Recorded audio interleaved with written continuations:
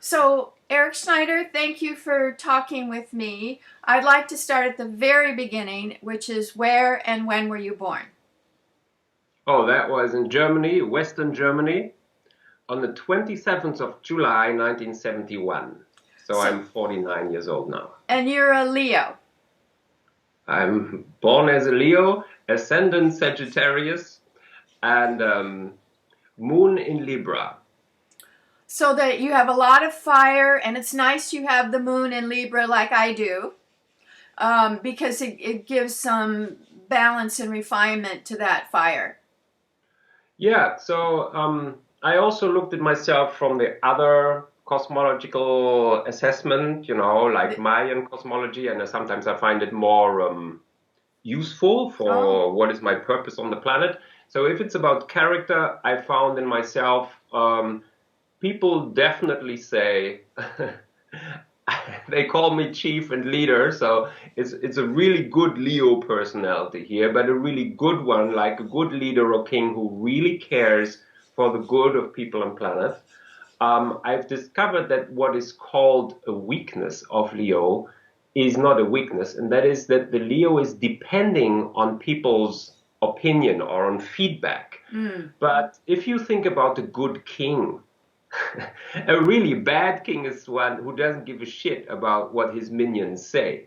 So if I'm a good king and I wish, or a good mayor, of New York or wherever, there are so many districts, like in Curitiba, the city in southern Brazil, where a communist party said, we are doing citizen budgeting because we give you the money to the citizens in your districts because you know best what we need, because we're in the city center. We don't know exactly what you need. And then the citizens decided to put it into street lighting, garbage disposal, and education. Actually, 70% went into school education for the kids. What's the name This of is that city?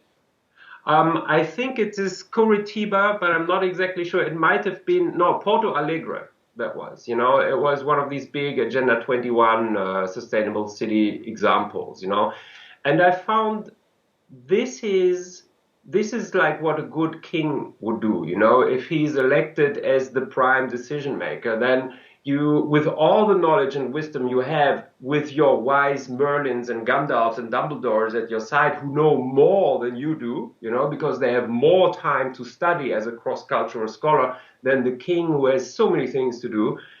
And at the same time, you very much listen to your people, like if you're a decision maker in a Native American tribe. It's not really calling it a chief because it would give people the wrong impression that the chief dictates and tells people what to do. He doesn't. He has no power to tell anyone what to do. He's just the most wisest in terms of we have the engineer chief or the car mechanic chief. If we, with 300 people, we go on an expedition in the desert, it's not going to be me. It's the guy with 50 years of mechanic experience. So you know who is the hunter chief, who is the healer chief, and so on. And so as a good Leo, I found it's really cool. I need the feedback from my people if I'm to make decisions as a leader. I'm depending on it to feel whole, to feel good, to fulfill my purpose. And otherwise, there is a sense of lack. And this works great if you live in a harmonious community, of well-meaning people like Native American Plains tribe or wherever. It's much more difficult if you live in a totally fucked up society of lots of psychopaths after 5,000 years of empire where people are crushed and everybody's throwing poison and egoistic and looking for their thing. So, Mm.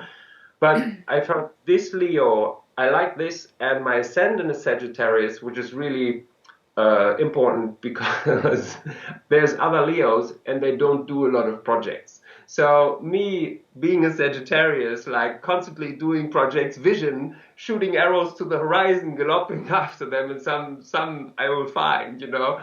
Um, that is very much in my life and very much vision in terms of also eagle and fire. I love this djembe drumming and you hear me. I love talking loud, so I'm extroverted, but I also love being in solitude where I get my visions and my creativity.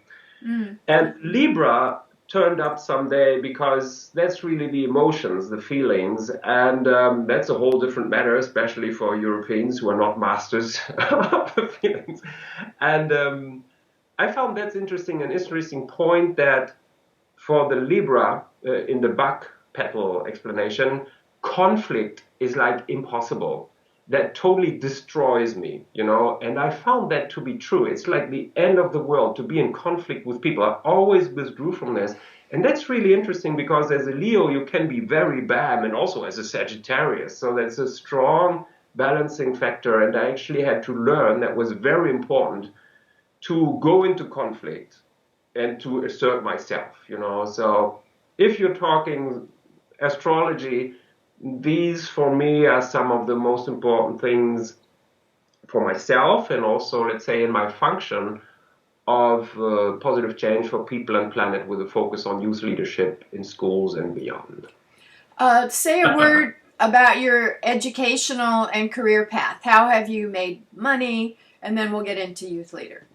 Yeah, so first it was well, normal school and high school, and spending my time doing sports, handball, volleyball, and fantasy role playing, like in the 80s. So, and it's not ridiculous. It reflects a lot in my creative work of theater stage, of making, adding some magic and adventure to projects, and with young people, and not being boring.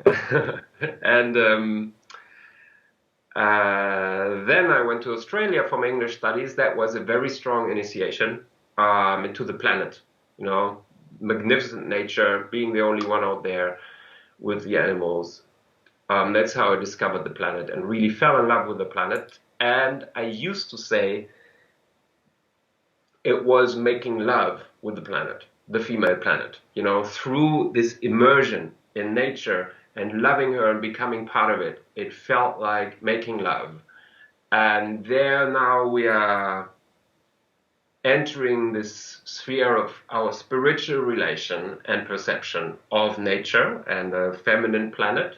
There's also something masculine in the living universe. This is very much a feminine sphere, the queendom of nature. And this really told me I want to lead a rich life in experience and waves and up and downs and expression, and not a boring, monotonous life of being a teacher for the next 40 years and holding back my feelings, reducing my dreams. So it made me a much more beautiful man.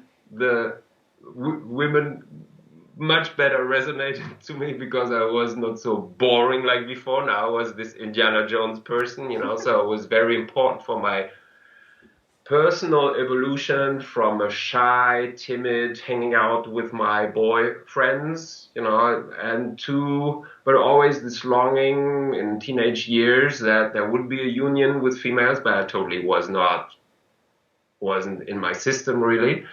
And now it became like very easy. And it was very important also for personal development, because in the beginning it was, and I refer to this sometimes, you know, in our talk, that was really stiff, you know, shy, stiff. And like all the Europeans who were there in Australia. And the Australians were like so much more easygoing. And at the end of that year, the Aussies thought I was an Aussie. So that, you know, just so you see how when you spend a year abroad in the right way, you really transform. And for me, it was an enrichment that was really important for me, and that would continue to flourish and unfold through my life. Let me just ask you this. When you were in high school, you were kind of stiff and unexpressive. Were the girls the same way, or did they have more freedom to be expressive? Well, okay, it's Europe will have been very different from the US, from what I've heard of the US and have seen, and especially heard. Because we don't usually, when we travel in the US, we get no insights in the life of teens at school and on school buses, what's going on, you know. So my teenage years were in the 80s in Europe. I was totally easygoing. I mean, everything at peace, abundance. We didn't have any ghettos. There was I was chilled also about foreigners. You didn't see fascists, it was easygoing. And there was no Nike and so on, There was one, Hugo Boss was the only brand people would even ever notice. And were the few guys who were wearing that. So, and everybody was just wearing whatever they wanted. So, I mean, and this is a big identity, peer, self-value pressure today, There was zero status symbols in these terms. There were zero role models. Today, everybody wants to be a Kardashian with a gold-pounded ass, or wants to be a Steve Jobs, who a billionaire. In Britain, 60 or 70% of teenagers say, I want to become a celebrity. And that's going to work out great. So that means we were just being ourselves. And we were relaxed mates with the girls, I'd say, but also the girls were very restrained, easygoing. They didn't like parade and play Barbie and chatter, all this nasty, bad, deviated gender behavior. I mean, it was just really relaxed and chilled out. I'd say it was different in Italy from what I heard from teens over there. These northern ones, northern Germany and the Scandinavians, are generally more restrained or controlled in terms of emotions, which I usually do not appreciate so much. Okay. On the other hand, it's a good thing, because if you go to other countries like France or Italy, I found that they're unable to restrain their emotions and they lash out uncontrollably, for example, parents, to small children. And that's so hurtful. And so if you restrain your emotions, which are not your feelings in the heart, but these reactive emotions connected to karma and whatever trauma and subconscious crap, it's good, all the sacred traditions, also Native Americans will keep those at bay because they're very close to ego, sitting in the third chakra, both of them. So that is where I appreciate that is one good thing among these northern Europeans, I say, and it's not for no reason that the Danes, the Swedish, Norwegians, Finns, Iceland are the most peaceful and prosperous and harmonious, gender harmonious, and a nude body, relaxed, most chilled out, succeeding schools, on the planet. So they restrain a lot of things in the belly, which then also restrains the blizzards in the brain, so you're more centered. So, yeah, anyway. Then what happened after Australia? Did you go to university? Yeah, I went to university. It was very good because as a teen, so I didn't know what I wanted to do in life. So the only job you usually know is teacher and what your parents do. So my parents were both teachers. So that means I was going to become a teacher. So and then I thought, okay, I was a sports person, and the nicest teachers I knew were sports teachers, and I saw them. Then they dragged the coolest students to volleyball in the volleyball club and hung out together. So I said, yeah, I'm going to be a sports phys ed teacher plus English, because in English, at least you're able to converse with students, whereas French, they're not even able to speak by the time they graduate. So it's going to be English. So, and then I decided, okay, it's going to be so shameful. So here comes my insecure 22-year-old. If I become a teacher and I'm not solid in my English, I mean, when there's the students that do an exchange with America in grade 11 and they return, oh, they will speak better English than me. So I decided, oh my God, I got to go to an English-speaking country. And then I thought, okay, this was 1995. England was just so close and boring. That's not it. America, no, because I always sided with the Native Americans. I hated bloody white Americans. I would not go to the USA. And then Australia. Whoo, So Australia in 1995, that was still an adventure. Like that it got on the tourism map was really new and there was not many foreigners over there. So that was beautiful. And I went to Western Australia, to Perth. And that's even 20 years behind the East Coast. And that was a very, very beautiful experience. We had this campus, University of Western Australia, where you had cockatoos and you had peacocks walking through the English department halls, and everything was super relaxed. And the whole year, sunshine. You were walking barefoot to university. And I was in Curry Hall. Curry Hall was like the country people college. There were different colleges for like the posh people, and there's for the Asians, and I was a country people college, and there were people there. They were like 19. It was the first time in their life that they wore shoes, right? And they used to travel to school on the back of the pickup truck of their ranchers' parents, you know. So, and they were all like surfing and playing Australian football and nature lovers. Oh, that was just great. One big smile. And the whole year, nobody ever talked badly behind anyone, about anyone, not behind their back, not publicly. And this already says it's a completely different universe than the USA, but also Europe at the time. And that was a very heart-opening experience. That was that was the first step of awakening, and many others followed.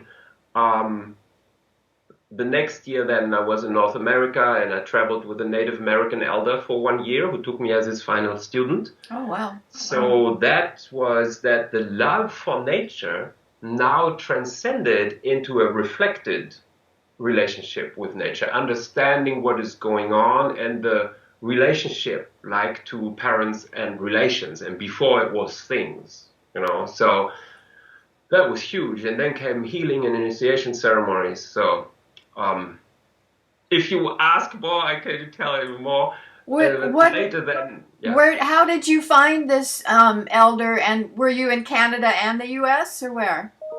Just the U.S., but kind of everywhere. We traveled, and Uncle Two Bowls. So it started a beautiful, really fateful. Because when I got to the US, so I met my friend Jason, an American who I met in Australia. And I said, Jason, man, nature has been so awesome. We got to do the same thing in the US. We're going to go through the national parks. And he said, yeah, next year I'm graduating. And then I'm going to the West Coast. He already had a job there in San Francisco, some business thing. And then I turned up. I said, in 2 weeks I'll be there. And he said, you're really coming? I said, yeah, man, 5 months ago it was clear I would come. You know, so I skipped another semester and just went there. And it was really cute because and this is not against women. Women are the most awesome thing in my life since I'm a kid.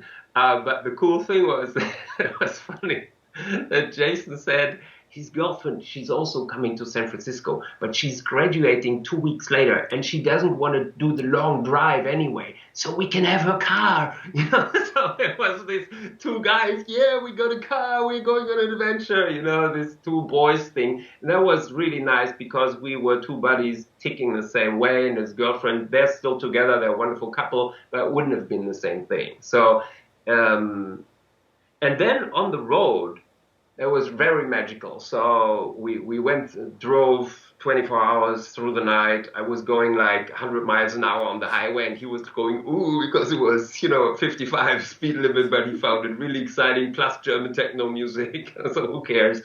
And then at midnight somewhere, we ended up in a national park, and something huge was hobbling over the road, and what's this? We didn't know. Well, next morning, we wake up with the sunrise. I was used to it from Australia. And there was this smell in the air. And then I heard, "Rrrr." So we were in the middle of a bison herd, in South Dakota. And said, Jesus, I didn't know it's legal. But if they say it's normal that you can camp here, and the buffalo are right next to you. And there was this heavy scent of bison urine in the air. and you get these rolling light green hills dotted with dark green pine trees, and a blue sky and rosy clouds. It was just so cheesy, but just so beautiful. And I felt, whoa, this is like so Native American country. And this Native American, I hadn't even thought about it. For me, it was going to be nature, you know, not with an identity. And but I had really strong dreams, Native American dreams, as a very little child. So and this got clicked, reactivated here. And then I felt I want to know what the people said and what they thought who lived in this country. So we got some books, you know, and usually from books you don't learn much about Native Americans, but it was these quotes, at least from the source themselves, you know, these recorded from the 19th century, what they said about nature, you know, and that went straight into my heart like I never experienced anything before. I've never read Hesse or anything before, just science fiction stuff, you know, so this was like my first proper learned something, you know, scholars that I read. And that was so amazing. And on my birthday at the Shoshone River in the Rocky Mountains, I got a gift from a girl who I just met 2 months ago in Germany. She said, "Oh, I got to give you a gift." I felt really honored. And there was the speech of Chief Seattle with a crystal of my Leo crystal. So I didn't care. I didn't know anything about astrology, but here, so it's coming all together. And so that speech was so powerful. It's very famous. So, and that was like, wow. And then I felt I'd love to meet someone who's still living that culture. Oh well, a week later, we were in San Francisco. After 3 days, I felt, geez, man, the buildings are so high, you know, I can't see the sky. I feel suffocated, which is exactly what the ambassador of Bhutan and the king of Bhutan said when they were in New York. I can't see the sky. I feel suffocated. So obviously, I had already become kind of, you know, different being. And then I felt, okay, I gotta quit. It's boring. I've been in the East. Maybe I go on the sea. So I just posted something in a youth hostel, looking for a ride anywhere.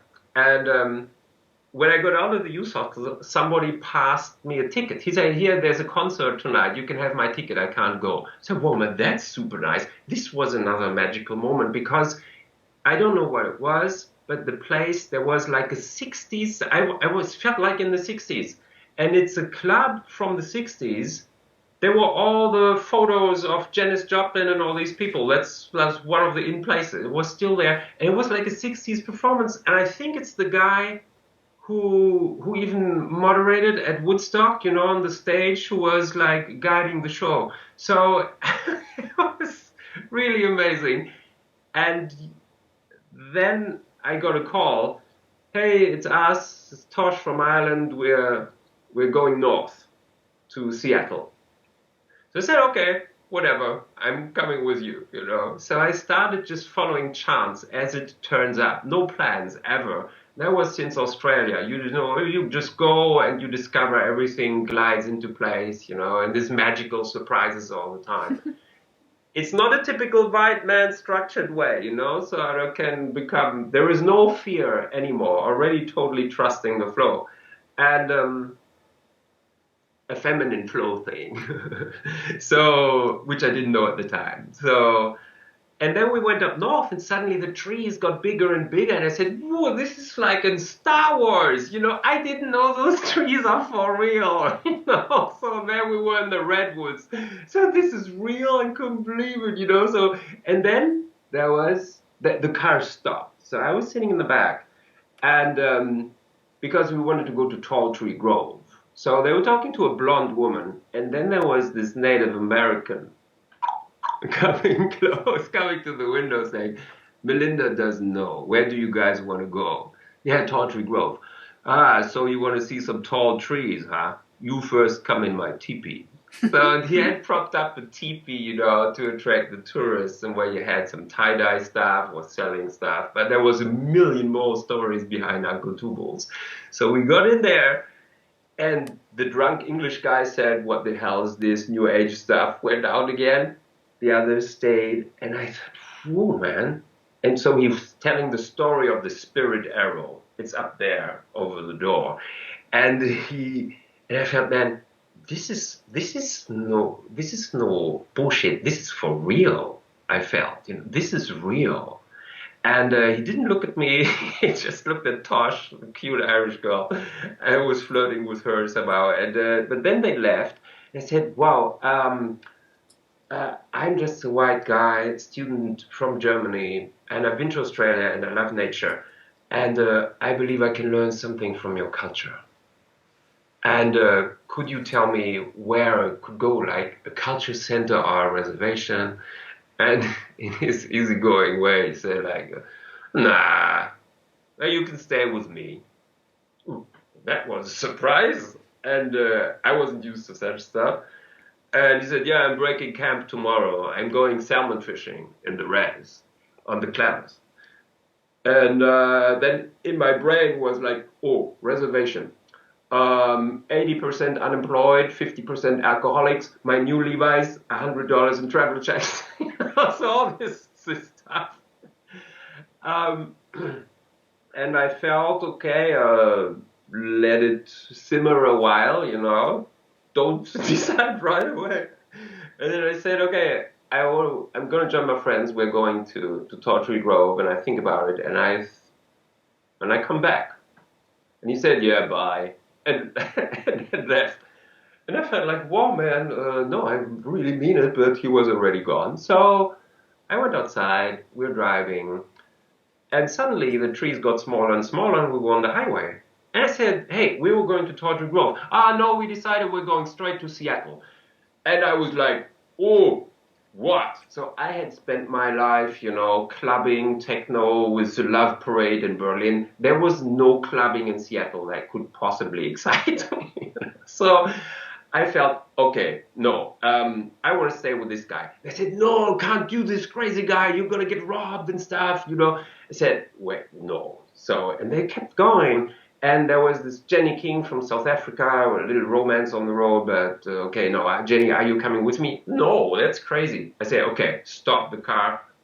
What? You can't do this. Stop the car. That was like authority, really now. Whatever happens, whatever, I know I sense something magical here.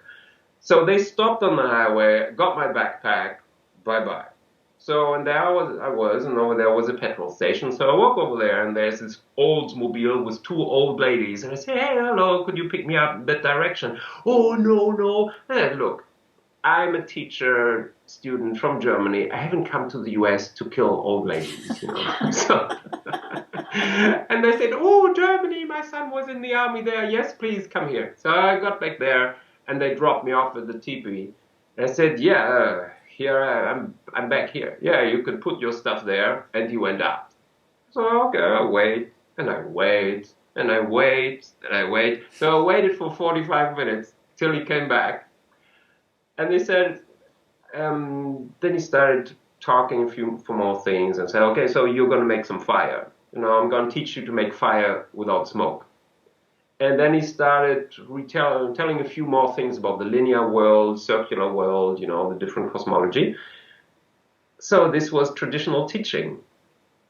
You, as a student, you just make the fire, because in the teepee there's no electricity. From 6 o'clock it's dark, and you got to do it without smoke, or everybody gets smoked out. And in the meantime, the elders explain the world, and you just listen. So I've become very Native American in terms of, like Buddha. I'm a one-way talker, but it's always good stuff. Even you listen to me with all the stories you already heard in the world. So I learned to listen, and I would almost not say a word for an entire year. Wow. And yeah, because even in that evening I didn't say anything anyway. But if I ever said, "Oh yeah, but is it really like that?" Like when he was really hitting on white people, And I said, and then he shut the fuck up. "You have nothing to teach me." if you want to learn from me about Native Americans, you listen. If you don't, go. That was very strict, but it was really cool because it told my mind, with its limited few perceptions that I had, to just be quiet, to have no opinion, because I want to learn from him what he says. And it was already during that first night in the teepee that I felt, well, he has so much greatness, such grand power, and I didn't know what it was, but it was an ardent, he's a hardcore warrior, hardcore. And I felt, I want to be like him. And that is why I felt I'm just going to listen, because he also said, I'm going to reprogram you. I'm going to deprogram you from the industrial empire bullshit and to something else. And I just felt, this is cool, I'm just going to let it happen. So sometimes it was this, do I trust what's going to happen? But it was really easy for me. It kind of, my inner voice said, this is cool, I trust him completely, The trust was always there. Sometimes I wondered, is he annoyed by my presence, for 1 year? Do I behave properly? Am I a baggage, But at the same time, he welcomed me. I went back to Germany twice, but I was always welcome back. And at the same time, I understand it's his purpose, to teach. So, but also he later told me that I was really lucky to find him, So what I experienced with him is that I absolutely unconditionally opened up to this elder, to this wisdom keeper, to reprogram me, to go deeply into my psyche and my heart and my worldview, so I grow.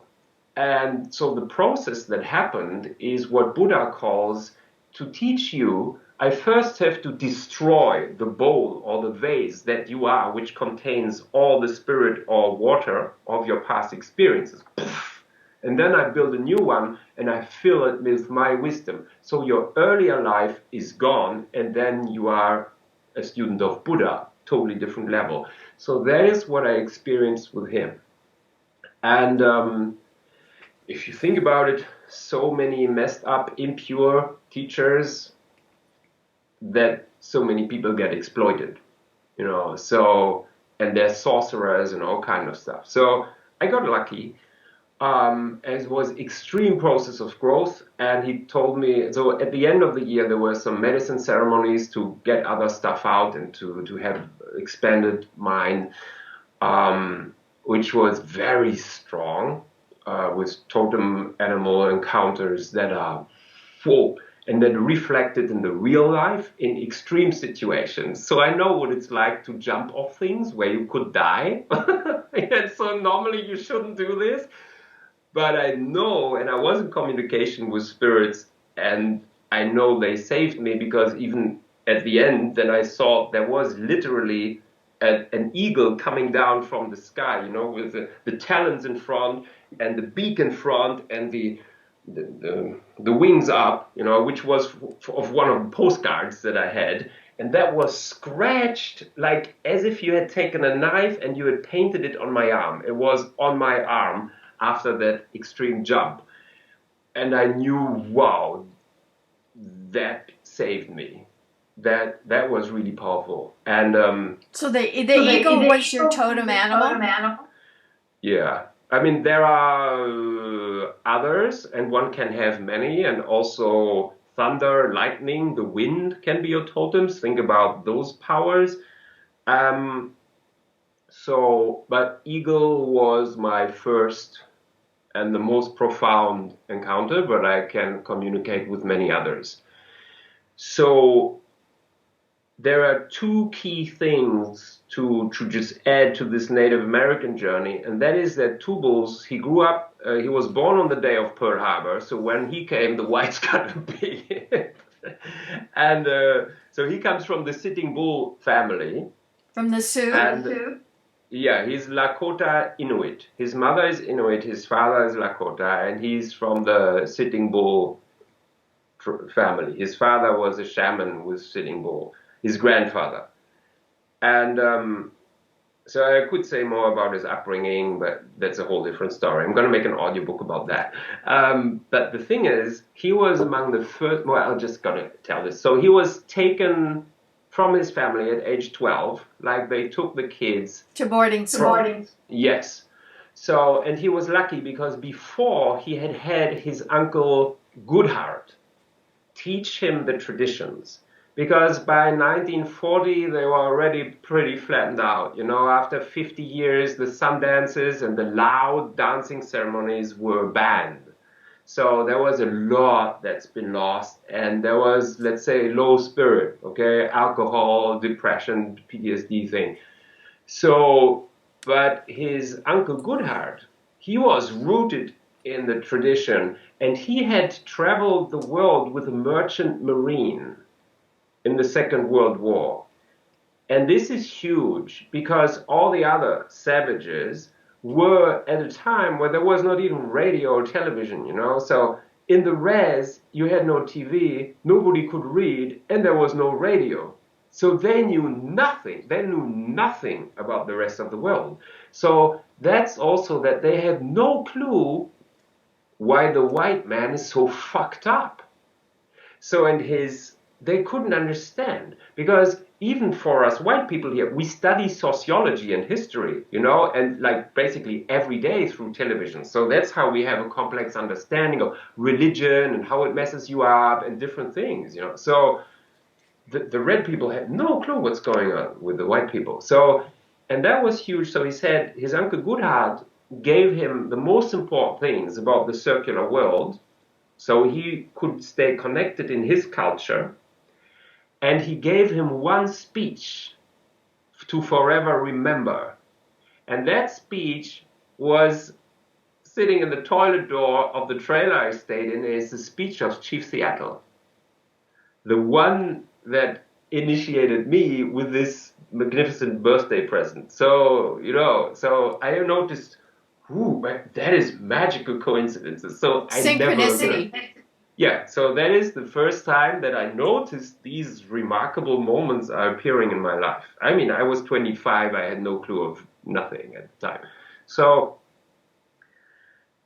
and then he was taken to boarding school 2,000 miles away with kids of other tribes, couldn't speak each other's language, had to learn English, and whenever they spoke their language, they got either their mouth with soap cleaned out or with a needle in the tongue by those very nice Christian teachers, sadists that would kick them down the stairs and sexually abuse them. So when he saw this happening with other kids at age 12, he took a knife and he told the teacher, no, what did he say? Well, ever come too close to me and you better sleep with one eye open. And he said that with this merciless steel warrior that there is no death. I'd rather die than to be a slave, you know, which is something that all the Northern Americans have in common. That is why white people could never enslave a single one. So as slaves, they had to import black people who had been used to be slaves in African kingdoms. And in Central and South America, it was easy because they were also empires with god kings and the rest were just little minions. So they took Atahualpa and they said, the millions, now you go perish digging for silver in the mines, you know, and all the little hobbits went, you know. That didn't work in North America. So for me, North America is still today, to me, the highest evolved spiritual culture on the planet, totally different from Central and South America and others, but that's a different story. They're very special. And I think that is why many people on the planet and Europeans have such an enormous respect towards these Plains Indians. We don't even really know why, but we sense something, a strength in spirit, you know, so... Anyway, so, and Tubals then, he quit school, he was done, he graduated age 16 or 17 like the others, with the blue jeans and $10 in their pocket. Sufficiently educated to forget their culture and to now work as a clerk at the petrol pump. That was the goal, you know. So, but he'd seen the beatniks and the stuff was happening kind of the first things on the West Coast, you know. This was 1960. And he decided, I'm going there. So for the whole summer, he was walking behind harvesting machines, you know, in the middle states there for 50 cents an hour, and the white guy would keep 50% of it. So he earned 25 cents an hour, and with that money, after 3 months day and night work, he bought a battered sports car and drove to San Francisco, to the West Coast, you know, California. So he's always been this guy hunting dreams, you know, what is the hottest spot on the planet? And then through an intelligence test, an IQ test, which was given for civil rights for a small group of the minorities, you know, so they had to qualify through IQ test to enter white man's university. So he was, which at the time was only like rich people, you know, it's changed a lot by now. By early 60s, you still need a lot of money today, but I mean, back then it was like really elite stuff. So, and he was among the first red, black, and yellow people to be given access to white man's university. And this is a big thing, coming back to red people having no clue how the white man ticks and why they are so cruel. So he took two subjects, history and sociology, to study the white man. And every lesson he thought, oh my God, that's why they're fucked up. So every time, you know, and so he made these experiences with the fellow students that Native Americans, they have like 8 or 10 different facial expressions. And white people have like, I don't know, 150. So they're very simple, and the white people are putting on all these masks. So there was these bizarre things, and they wouldn't explain what's happening. So he would just say, he would be with his student friends, and then he'd say, oh, I gotta take a dump, you know, I'm gonna take a crap, you know. So because it's just so straight, or gutter language of the res, you know, and the res they're like that. But it's also as a Native American, they just tell it as it is. It's not charged with something impure. So, and then he'd return, and everybody would be like, wouldn't talk to him anymore. Everybody's embarrassed, you know. So you'd ask, what's happening? You know, oh, nothing, all cool. So they're lying.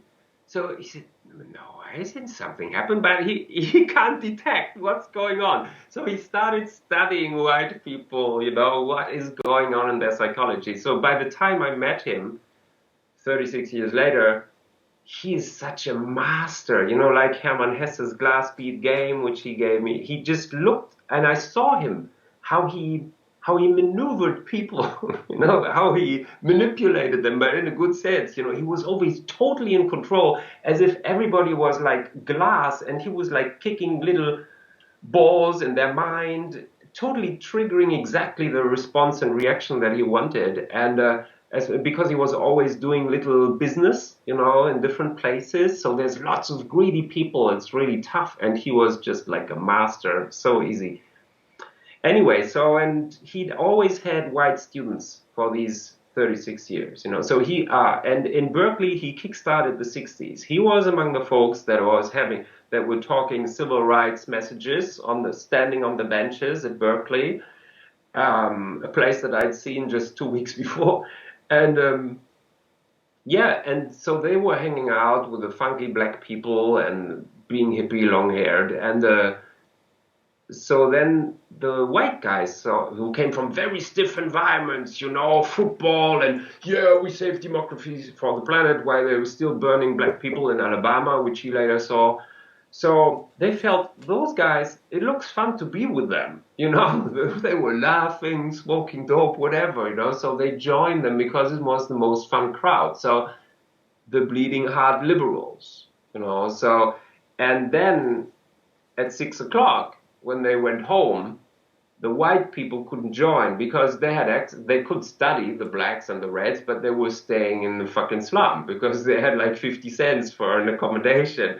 And the white people couldn't go. I mean, today you can't go to Oakland, you know, because like too dangerous. So back then it was impossible that the rich kids would go to those slums with so much crime.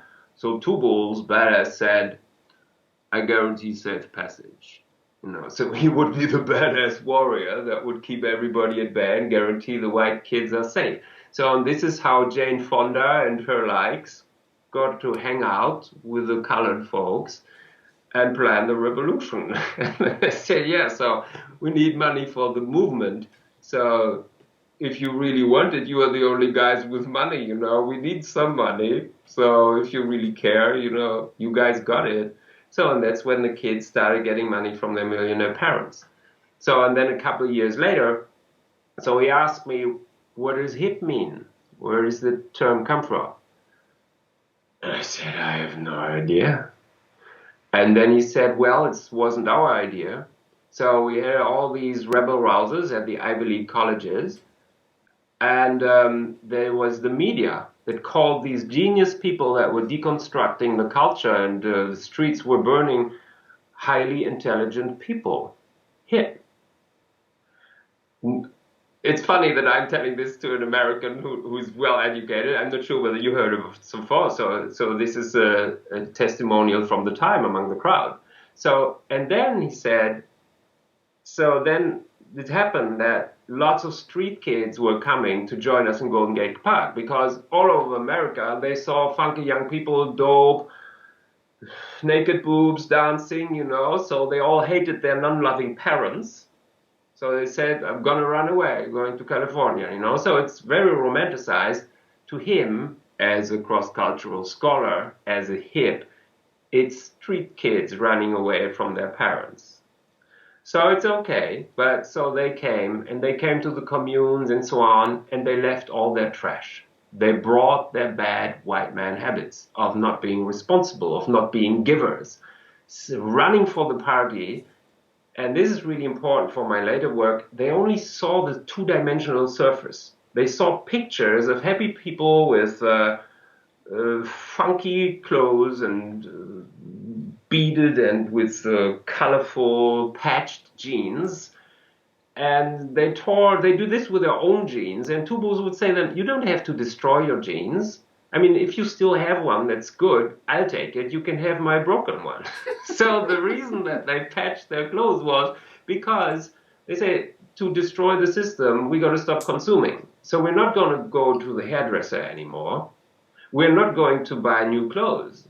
So it was not a fashion thing. But the other people who saw it in the media, they saw it's a fashion thing. So they came, so they all wore the right garb. And he still tells me this thing about reggae in the river in Oregon. Yeah, they all wear the right garb, but he told me a story of how they behave. Total egos. They have nothing, no good spirit, awful takers, So it was the same thing back then. There was a lot of lovely people and cute girls and trying to find themselves and eating flowers, but they didn't understand the depth of the spirit and the purpose. So, and since they were so charged with lack of love and with hate towards their parents, this reflected towards the state, and it expressed at protests that they were throwing stones at the police, which the hips didn't do because they know what it would provoke.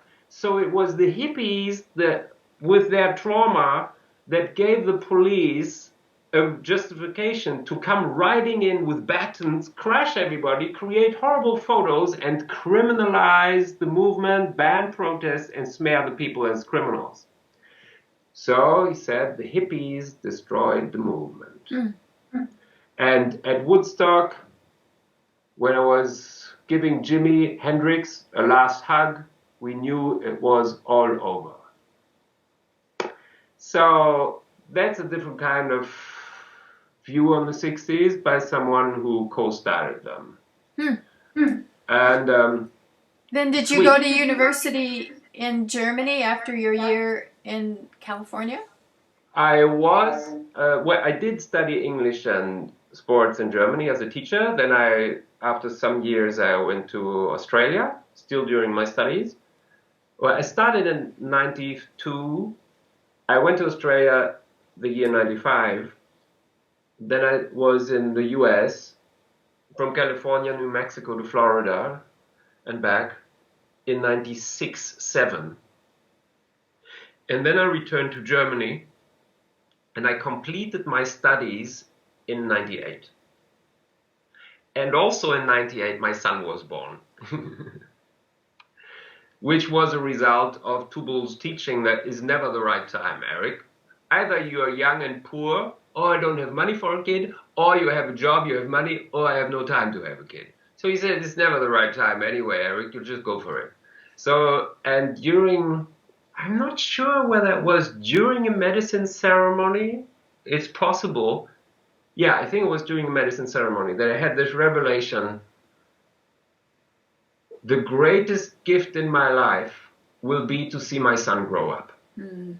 So that stayed forever with me. So that very courageously, so I returned. I thought, how am I going to ever find a woman that's going to live with me and have a baby? I was like an extraterrestrial coming back to Germany. It was tough. I felt like a deer. I mean, I was like so gentle in my heart and my spiritual perceptions in this different universe. Coming back to Germany, I felt like a deer in the middle of I don't know, in traffic, you know, and people wouldn't understand. But I was badass because Toulouse was a badass, you know, so I also had that. So I was really well protected. And he never taught me any Native American stuff. It was always, are you a giver or a taker? That is the main thing. That is the warrior values. The warrior only takes what he needs. And if you stand by that, then nobody can touch you. And you are your only judge. You are your only judge. You don't give a damn what anyone else says. And that is super, super, super strong. And then after 1 year, I don't know how I did it, but I was totally coded to being a giver and to have exactly this fine feeling that I'm right. This is a feeling. This is right, whatever I'm doing, whether it seems irrational. So I got back and everything worked well. I was a good relation, brought magic to all kinds of people. And I ran into a girl. And then she was also, I'd actually seen her. She was 5 years younger, and I'd seen her at my school. She was the one with the colorful skirts who was dancing barefooted through the school. The crazy hippie girl.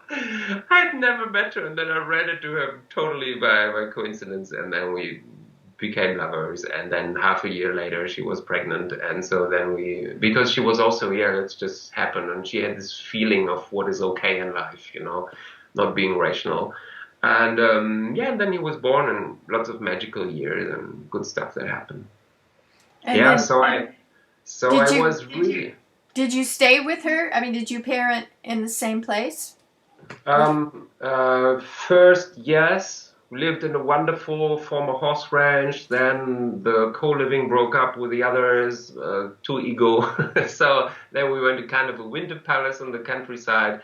And then she felt she wanted to live in the city because it was long ways, you know, to go shopping or to see friends with the baby, because she did it Native American style. Now we're talking women, real women.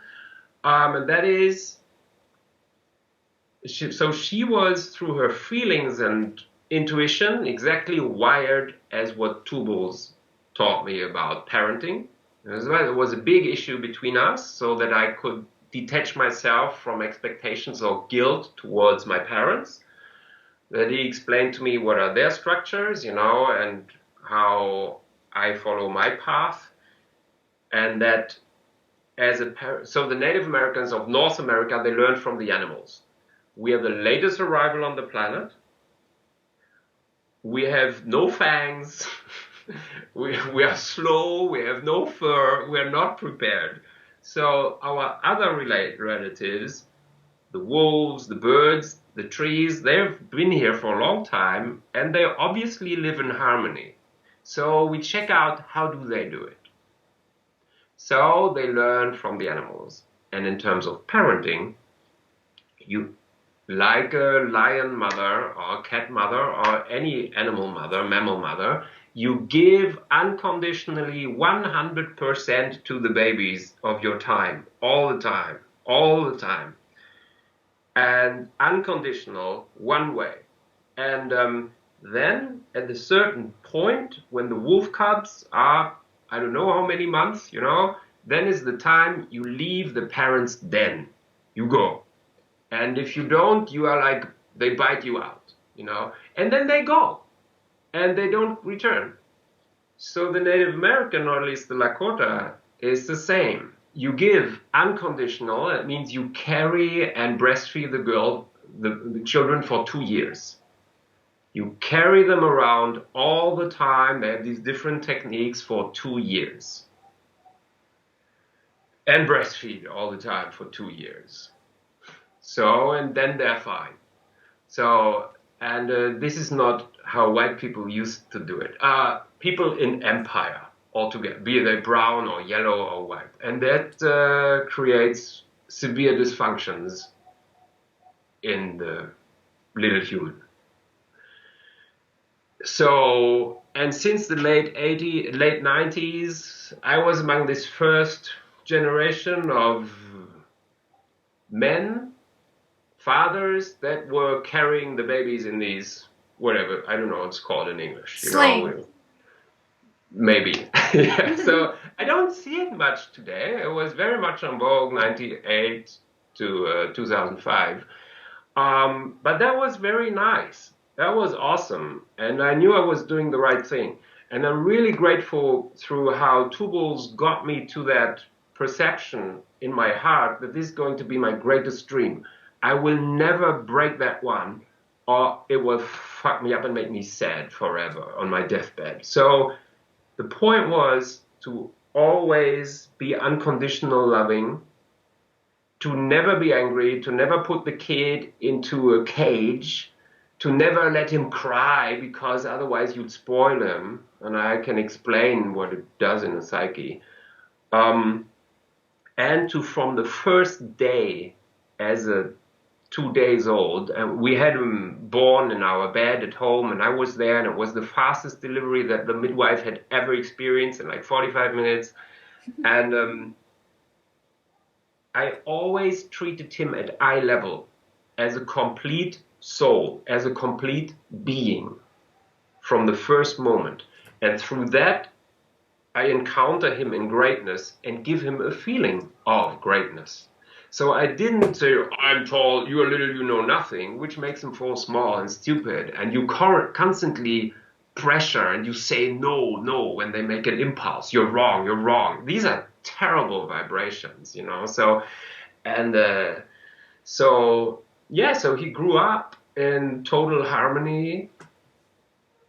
And he's like the most uncomplicated teen, definitely in Berlin, but maybe on the planet. So he's now 22, 23.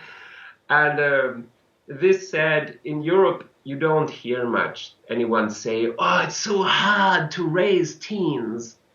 But I heard that from Americans on video and so on. It's very common. It's very common that they kind of express that, and it's totally wrong. It's a perception in the urban American bubble. I don't want to call it white because it's also among the others, I guess. But this is not normal, and it's not natural, and it's not human, and it's very bad if you perceive it as if it was a natural law. That's how teens are. No, it's not.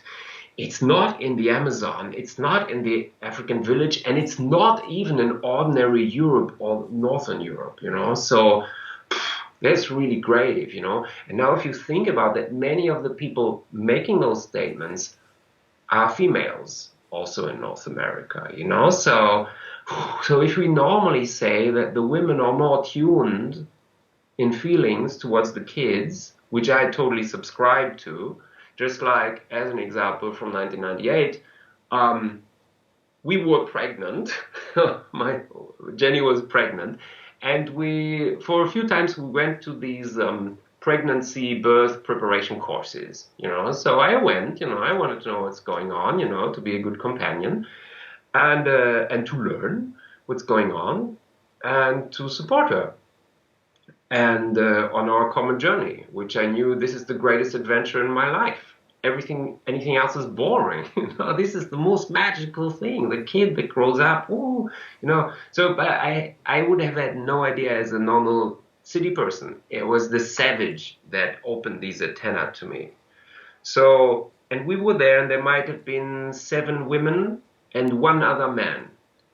And there were the other women that said, "Oh, I'm so sad. My husband, he has like zero interest in the child, you know." And it's not that they were battered women. It was normal middle class robot, these urban bot people, you know. So he has like zero sense for the kids. The other one, oh, he finds it ugly to touch my belly, you know. So he doesn't want to caress my belly, caress the child, and communicate with the baby. How must it hurt the heart of these women, you know? Whereas, and they are not even very enlightened and conscious about the whole thing, you know. If you compare to Native Americans who would, I don't want to say it's idealistic or over romanticized, but I heard it several times, you know. So before, when she was pregnant, she would go walk in the forest and she would sing songs to the trees announcing the birth of a hero, you know. So this is already in the belly. She knows, like all the other men, he will be an awesome badass who's carrying the world, who's a hero because they are, through their initiations into manhood, you're a constant giver. You're not a taker, you know. You're always the richest is the one that gives the most, you know. So it's really grand personalities. And she knows he's going to be like that. You know, it's a very sacred society, or it used to be, and it's coming back now. So, and the whole day there would be singing. So, and the songs would always be songs of gratitude. Thank you for the berries in summer, and you would always throw some over the shoulder for the other spirits, you know, and thank you for the water while you're boiling, and thank you for the food, you know, and when you're washing up, and thank you for the washing up, you know. So you're constantly in gratitude, and when you're constantly in gratitude, you live in abundance. You feel no lack because you're constantly counting all your gifts. So that is an extreme difference, you know, between this Plains Native and our common modern perception. And I would have used to call it white people, but now I don't do that anymore, because then we always think just the white people are bad. And since the white bashing has begun, I say, hey, everybody in the libertarian countries of Europe and the US is bashing white people and ignoring how the white people in the US and Europe are super better than they used to be 100 years ago. And I can say a lot about how they behaved towards their children back then. Whereas in many other brown places of Saudi Arabia, Northern Africa, China, they are hardcore, dehumanizing satanic practices, and it's just normal to crush children and people and put up their corpses decapitated in the streets. In Saudi Arabia, they call it religion, and in China, genocide, crushing the citizens. This is Nazi Germany, but full on. The KP, by today, they have murdered 70 million people. That's double whole of World War II. And everybody, thinks China are cool, the clay army, and they don't understand what's going on. So Europe has pooped out monarchy, they have pooped out fascism, you know, or basically the US also in general. And then it's children's rights, women's rights, gay people rights. All these things are not even begun in many of the other parts of the world. So from my savage perspective, I say, wow, man, awesome how it's spiraling and healing, you know, and becoming, you know. So that is why I detest this infantile, post-colonial, low-level, non-educated chatter going on. But then that is why I do definitely no Europe bashing and no white people bashing, but it's a spirit of empire, you know, what they're actually talking about. And educated on a planetary scale, we need to see these patterns also among all the brown people, from Morocco to Afghanistan. There is one single democracy that's worthy to mention, is Tunisia. All the others are monarchies or hardcore dictatorships. This is like 1910 in Europe, you know, and 1770 in the US. So that is why I say, okay, it's the spirit of empire, you know. It was easier to say white people. Tubus would refer to white people because that was a North American experience back. So, yeah, anyway, so here's these So you give this one direction as a parent, and you don't expect to get paid back by the child to be grateful for what we gave to you. You got to be there for us. You got to take the right job. And then later, that he said, so then the problem is, so they give no love to their kids because they're always working and patriots and so on. And then the kids, then they get mellow when they are pensioners. When they're like 65, 70, something clicks in their genes, that they become more mellow. They get this grandparent stage. By this time, their kids have moved 2,000 miles. You know, Americans always make these big moves. So, and then they buy a Oldsmobile, you know, these fuddy-duddies, you know, sitting on the couch with remote control. Fuddy-duddies. Eric, don't become a fuddy-duddy. So then they would buy a roadmobile, and they would visit their kids in Wyoming. And the kids are now 35, and they're working day and night, have no love, no time for the kids.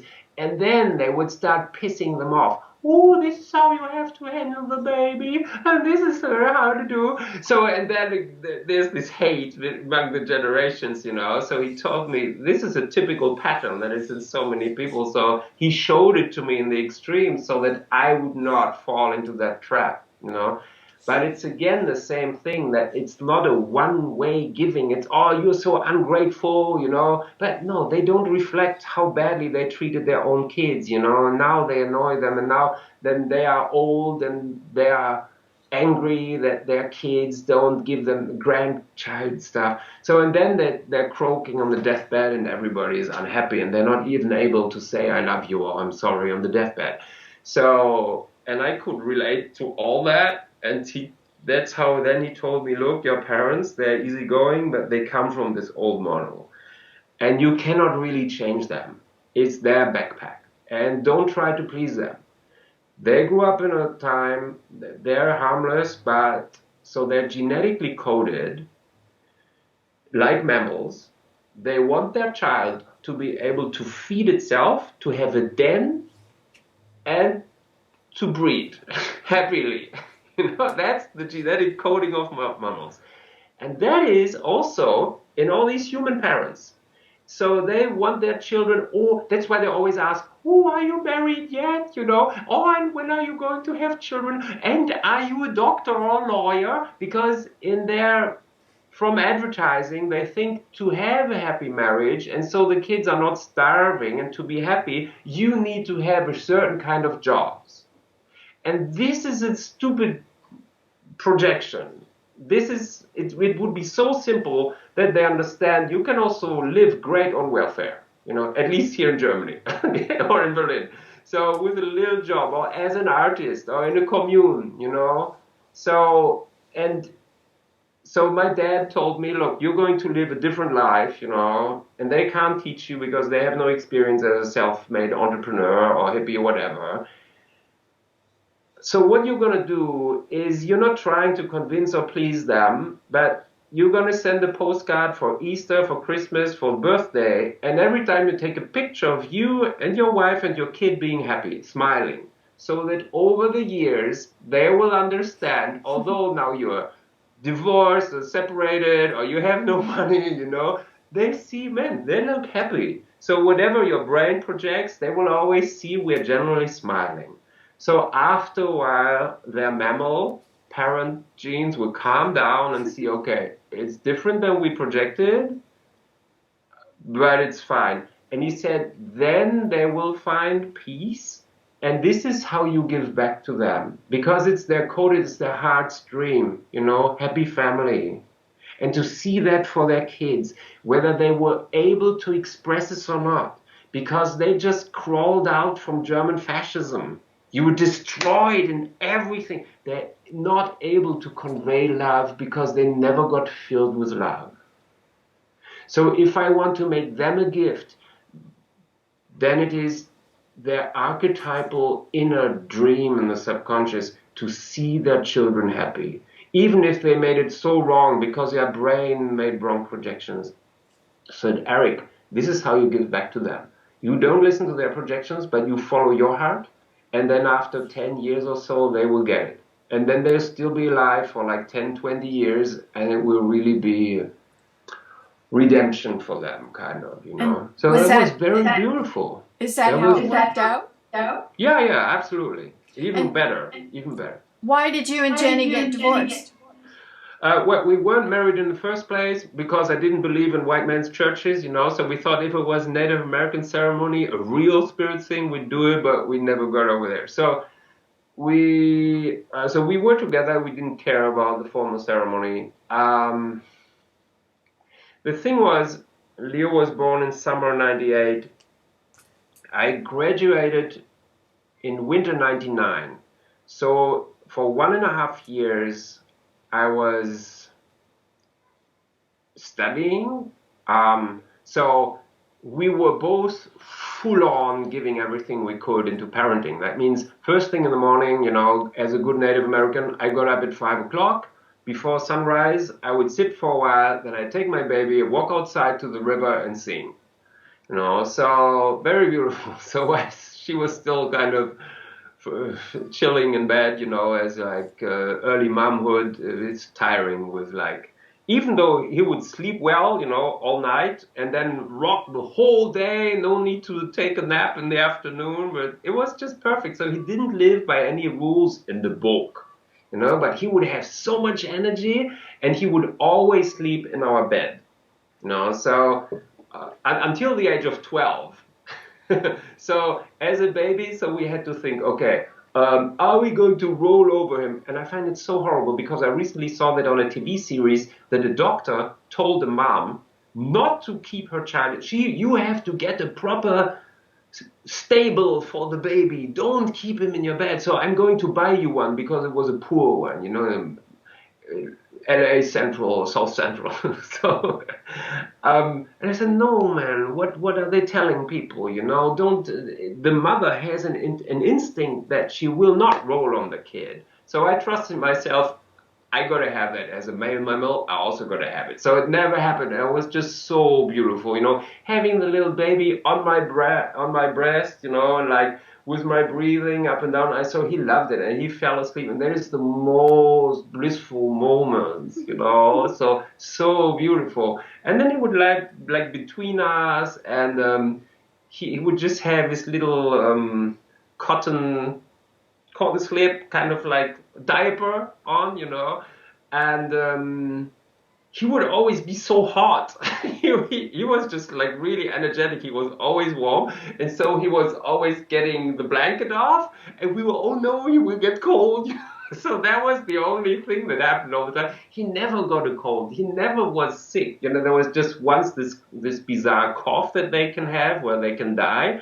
So Krabhusten or so. So he had this cough, and then at night we had to go to the hospital, and he needed to get a shot, and then it was gone. Was the only time ever he had anything of any illness. He was just full on life force. So we went outside with him at 5 months, 6 months. He was on playgrounds, and all the other bot parents, oh, this is so irresponsible. You know, he get illnesses and put ugly stuff in his mouth. I said, let's just let him be a savage. He'll be fine, you know. So that was cute.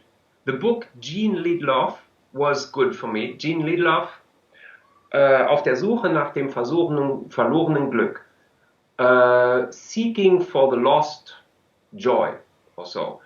It's a white woman. She is in the Amazon, and she has some experiences there in the tribes. For example, that there is no imperative. The grammatical form doesn't exist. It's only in the empire with the emperor. So they cannot tell others what to do, including not to the babies. So the babies and the toddlers will do whatever they want. They will walk around, crawl around in the village, on the river.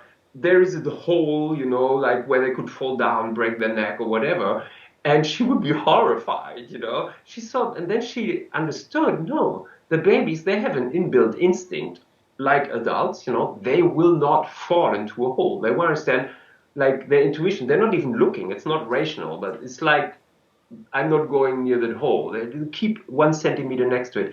And she realized then with the little ones, when they were, well, I don't know what it's called, like if you if there's a fence, and you go on the fence, balancing, keeping the equilibrium, so you don't fall. The children do this, and the fathers will say, okay, cool. And the moms will, oh no, don't, I'm afraid, you're going to fall, you're going to fall. Oh, you are going to fall. Subconscious programming, and then it happens. So she realized that, and she saw no one would ever tell them. And she saw that the kids were just like masters. I mean, like animals. They could just walk along these fences and rocks, no worries. So this is again a suboptimal urban empire bot programming of overly anxious females.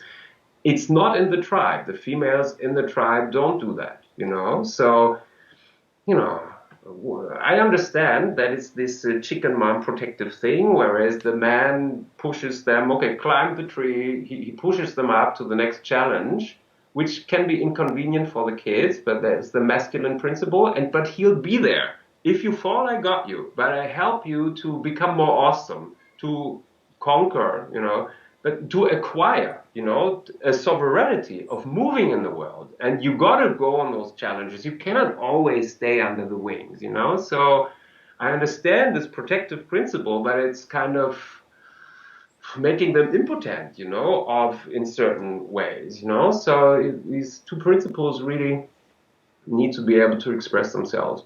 Yeah, anyway, so that really helped me to let my kid do whatever he wanted to do, and it worked well. And then why did you and Jenny separate? Yeah. Okay, yeah, so these first 2 years, that's like from the morning until then, every night reading a story, and then falling asleep at 8 on the bed without a blanket because I thought I'd stay awake, and then being cold, and then waking up at 10:30, going over there to Jenny with having a glass of wine and writing the diary, and after a long day. And the table was so big that we didn't really get together, and we didn't have a proper couch, something to hang out together and cuddle. What happened is that we were good parents in terms of giving full on to the child. That means we were not doing the lover thing much anymore together. It's okay, the days were so busy, and the dog and everything. We just felt that after these 1.5 or 2 years, that we had lost ourselves. I had given, my attention had been on the outside so much that I had lost myself. That didn't even have anything to do with her. It was a moment of exhaustion of the heart, I think, that you can still genetically, you can always give to the kid, but you cannot give to other adults anymore. It was kind of an emptiness. And she had the same thing. And this wouldn't happen in a tribe because you would be so much with other more community, You're not so isolated in your apartment. There's more people with uplifting and love. You get more nourished. We did the right thing as animal parents. We just didn't get nourishment, I think. And so we just both felt and agreed we need some time for ourselves. Just some solitude, just like as adults. I need to go on a retreat, or something like that. It's totally okay. So I understood that, and fortunately, she decided she wanted to go to some friends in Berlin. And this is something that I suggested 2 years before, but she didn't feel like going to Berlin because her friends were still in our little town. So then I said, okay, lucky that, I'm going to follow. And I still stayed there, and I worked at the Universal World Exposition in Hanover in the year 2000, which was the first time that all the Sustainable Development theme came up and the United Nations Millennium Development Goals. So that, bam, initiated me to all that, my mission future, kind of, So I lived that for 5 months nonstop while she was in Berlin. And then I got to Berlin.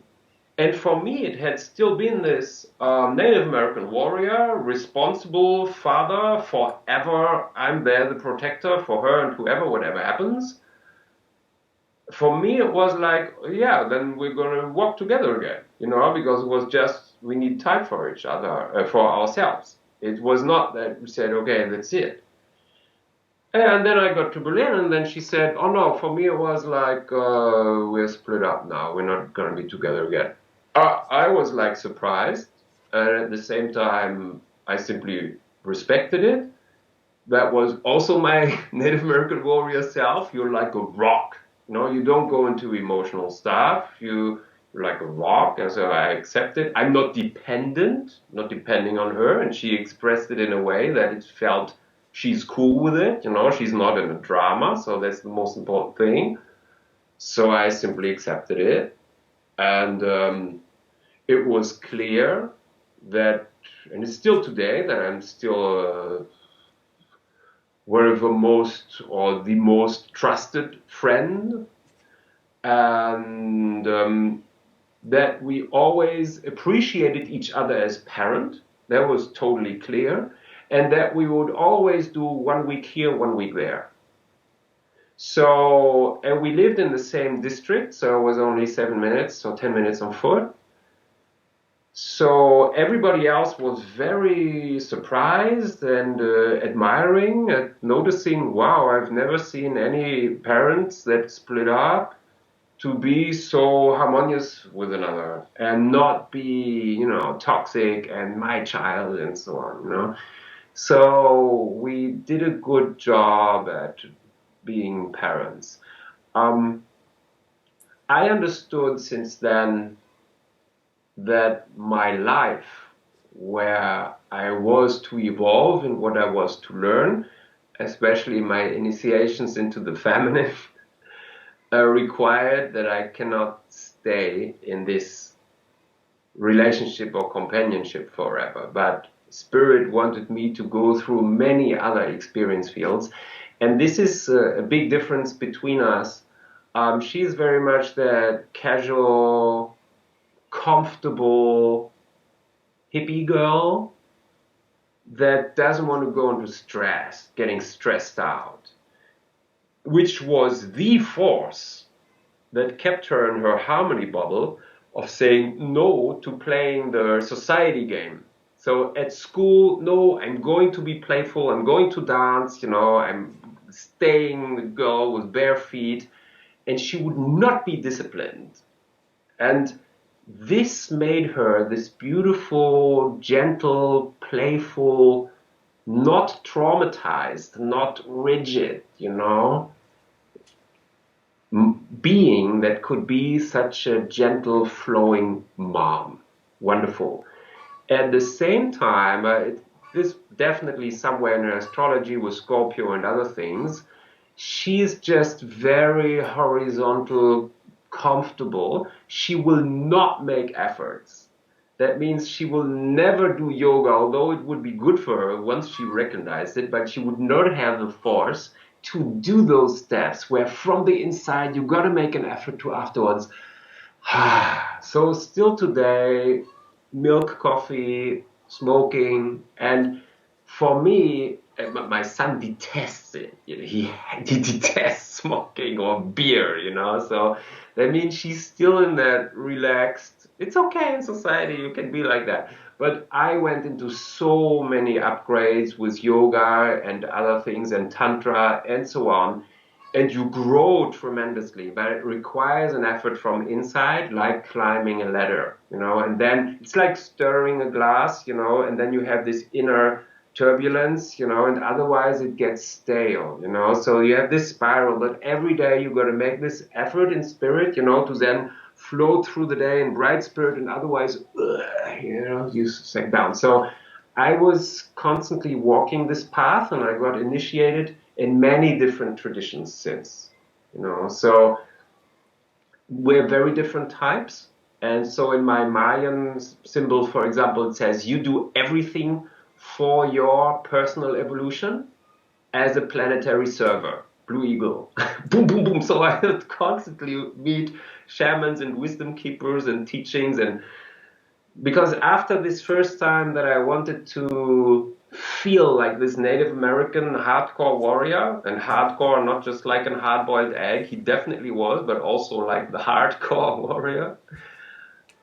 And I shamelessly say, after that year with him, I'm more warrior than many other red people, who have all sorts of trauma and also misconceptions and stuff. So, which is tricky to say, but I know it. And I dare say it because it's a question of spirit. So, and then I noticed, wow, this is such a magical universe. I was like looking at the world through red eyes. I mean, he left me into the world because I was now family. You have medicine in you and so on, so, and then I felt, whoa, what must it be like? How do Africans and voodoo perceive the world? How in Hinduism? So I felt I wish to also dive into those spheres of looking at the world through their eyes, because it's very different from North American still. And I felt through this, me as a being, I will become ever more complete because there are more skills and things to discover. And so what I had learned from him, from being with him, that I erased myself to be like him. I basically let him speak through me in a way, okay? I embody him. And that came to things like I let him speak through me, and that is how I speak, or that is how I sing. I imagine he does it with my tongue. I got such moments of consciousness where I say, oh wow, I let this happen. Later I did this with, okay, so if I can do that with him, then I'm going to let an African master drummer in spirit come in my body and move my arms. And, and I was sitting with an African guy, and he said, he was a drumming teacher, and you got it, that spirit, so, and I did that then with other traditions when I met highest level teachers, because Tubal said, Eric, you're never going to some crystal people and stuff, you only go to wisdom keepers that have been recognized by their people for 30 years. Then that's quality. So, and these people appeared on my path, from the Amazon, the Jaguar Man and others. So, and every time I said, okay, I'm going to erase myself, I'm going to feel into that one, which is, by the way, a talent of Libra, that you can adjust to the other person to the point that you lose yourself because you constantly adjust to others. So I can dive basically into the others and feel like them. And that is a talent that helped me with so many. And then came the greatest magic, and then it was the initiation to the feminine, of encountering sacred women, shamans, being invited. So one of my girlfriends, temporary lover, she said, Eric, we're having sweat lodge ceremonies. And it's a teaching, and it's by a female shaman. Because she's fed up that it's always guided by men. She wants to do it different, and she's going to teach others how to do it. Not the traditional way, where normally you have to be, for 4 years, just a fireman and a doorkeeper before you can even come inside. So she would get us inside and so on. But the thing was, she invited me, and she said, it's a circle for women. I said, okay. Then she invited me, Eric, do you want to join? I said, I don't understand. I thought it's only for women. Yeah, but we want to have some good men with us. That was like such a cool moment, I mean, that is such an honor, because these were advanced German women, conscious, but they really wanted to go on a profound journey of discovery. And they knew they had a lot of work and healing and opening to do on themselves. This was like 2005. That was before all the yoni healing times have begun, and Tantra. So that was a big honor. So I spent a year naked in a sweat lodge with women from 17 to 70 years of age who discovered things about themselves they didn't even know. So when I was there, the little mouse, learning all this and experiencing all that about women, to the point of the shaman saying, okay, now open your pussy and receive the energies from Mother Earth. I said, now brother, well, you do what you think you do. So you let your energy go. It was very cute, and then you'd come out of the sweat lodge and there'd been howls and screams and tears, and you come out and suddenly one of them is really quiet. And then Arupa would ask the shaman, what's going on? And you just knew something's coming inside, the tears rolling, but she can't talk. So she just sits behind her, everybody's still naked, and holds her. And then she just starts screaming, roaring like a tiger. And such a rage, but a rage with tears. And Arupa felt it. I'm not sure whether I felt it then, but I have felt it several times since. That this was about a child that she'd lost. So I was, miscarried or or she decided to abort or whatever. But there was a deep pain, guilt, and stuff. So, and to see these extreme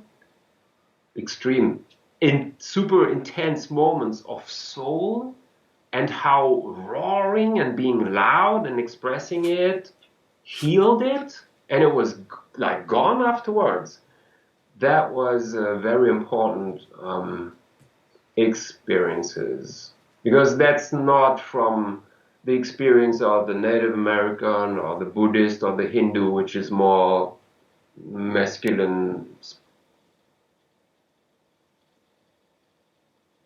in the emotional rage body or so. Yeah, anyway, so that was huge. And then afterwards I encountered,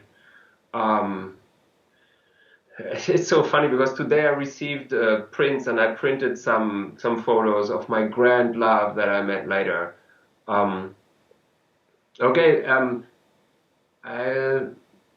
I continued this path, my initiation to the feminine. It happened not in workshops, but it happened through encounters on my path, through lovers, which is really a great gift.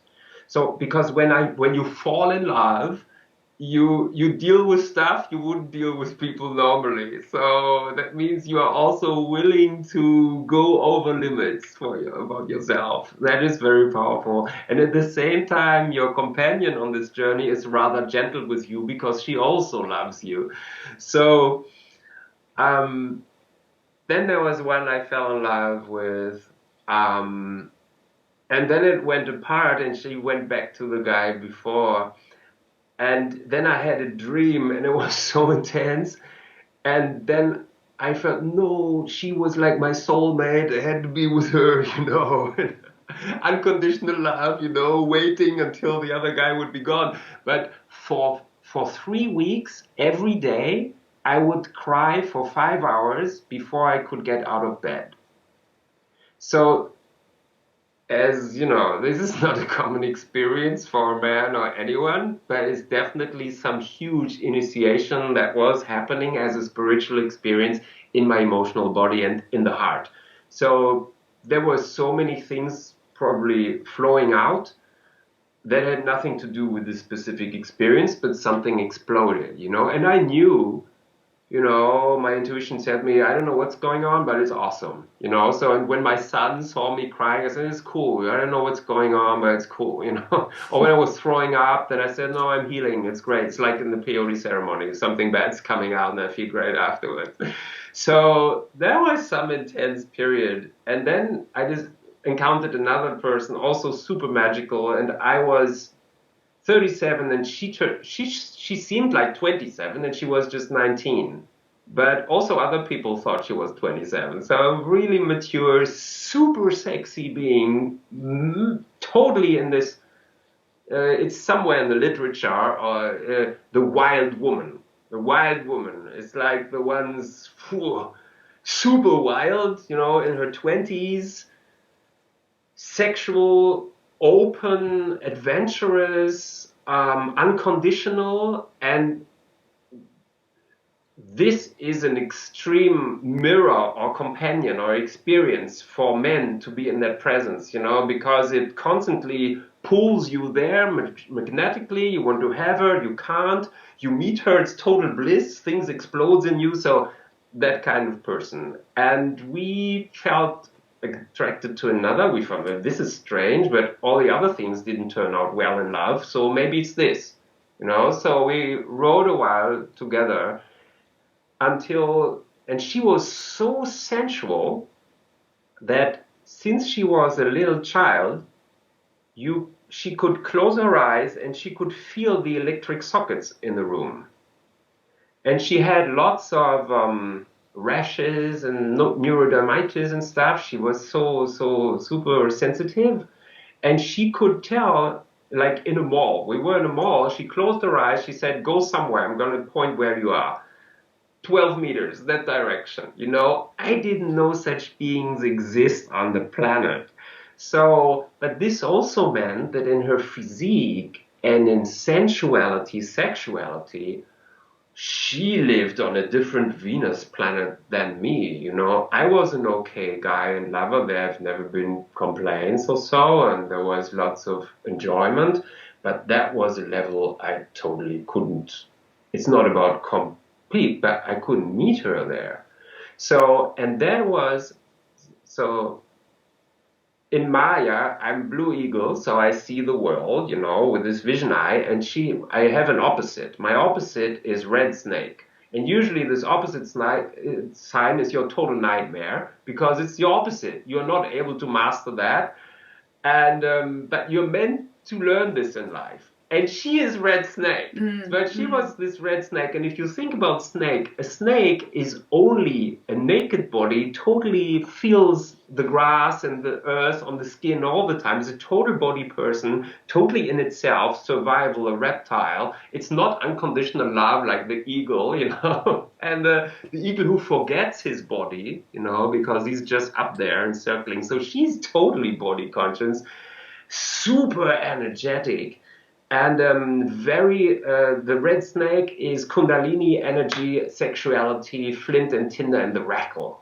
So, and she's totally that energy. So that was an initiation into my opposite in the Mayan thing. At the same time, this little snake, she had jumped 2 years at school. She was super genius, but the last 2 years she had been stoned every day, smoking like 2 or 3 grams a day because her boyfriend was a marijuana dealer. Okay, so she was stoned in class. She would only have A's, straight A's everywhere, without knowing what she had said.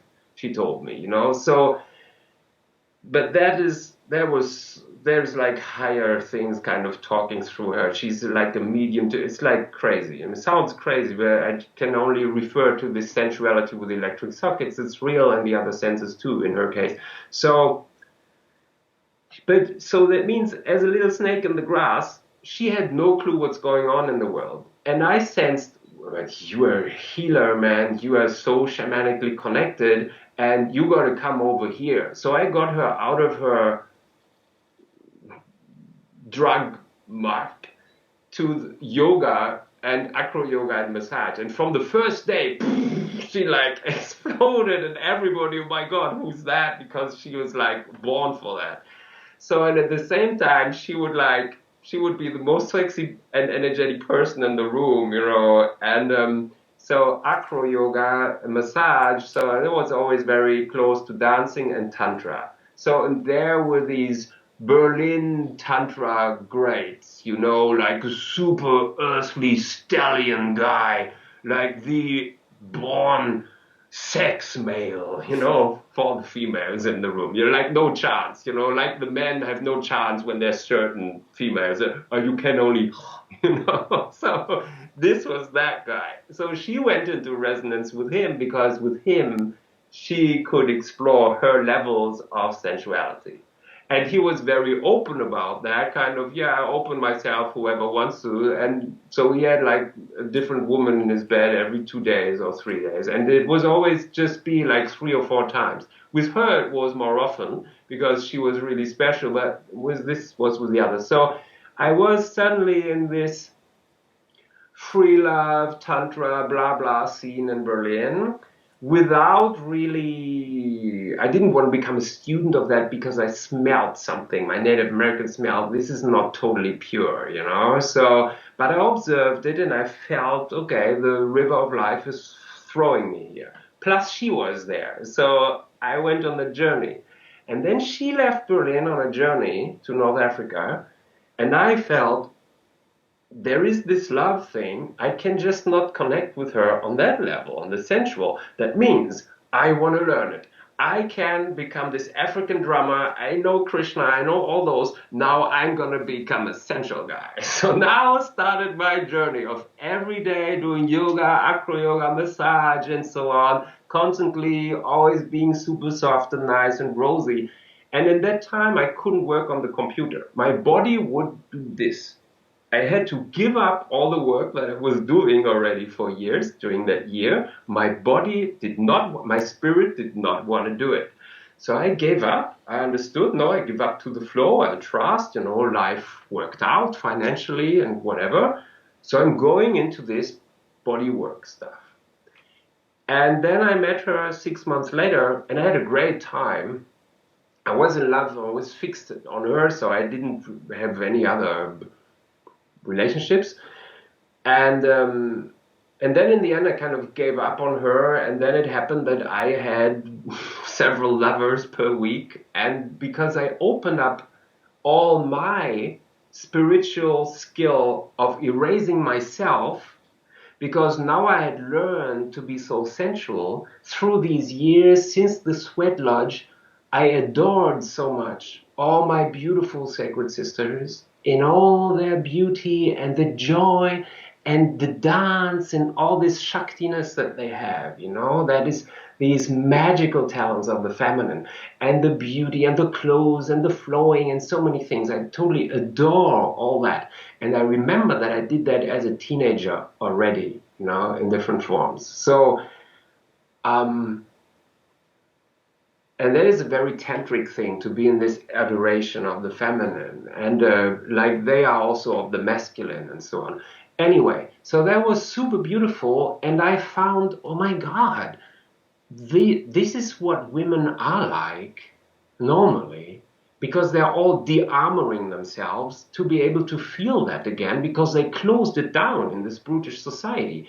So it was so beautiful to see them do this, and me coming not just from the body work, but from these super sacred environments that I had been with, that I felt, okay, I'm going to totally put all that away, and out of unconditional love, I'm going to be, I felt I want to be, for my sacred sisters here, the most beautiful lover in the universe for them. My Libra kind of did that, in how they would love it. And they don't even know consciously that they dream for that. But I made myself a gift so they can experience their sensuality, not just by themselves, but in the presence of a man, a spirit in a masculine body, because they never could either, because it's stigmatized, or the others are too brutish or too robot, So I felt they would love to experience that, but there's nobody there for it.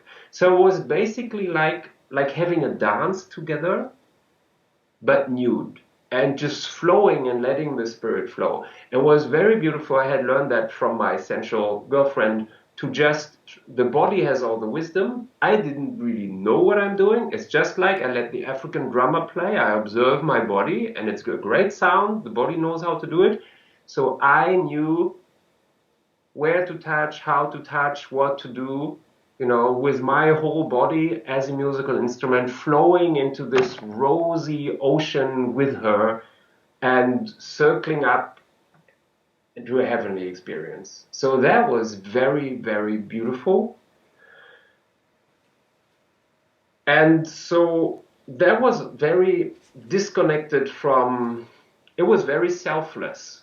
It was giving love, and it was genuine, but it was not the love like to my lover companion, who was there somewhere. But in this experience, I also kind of forgot her. I could let go of her, who was in North Africa. Then she returned.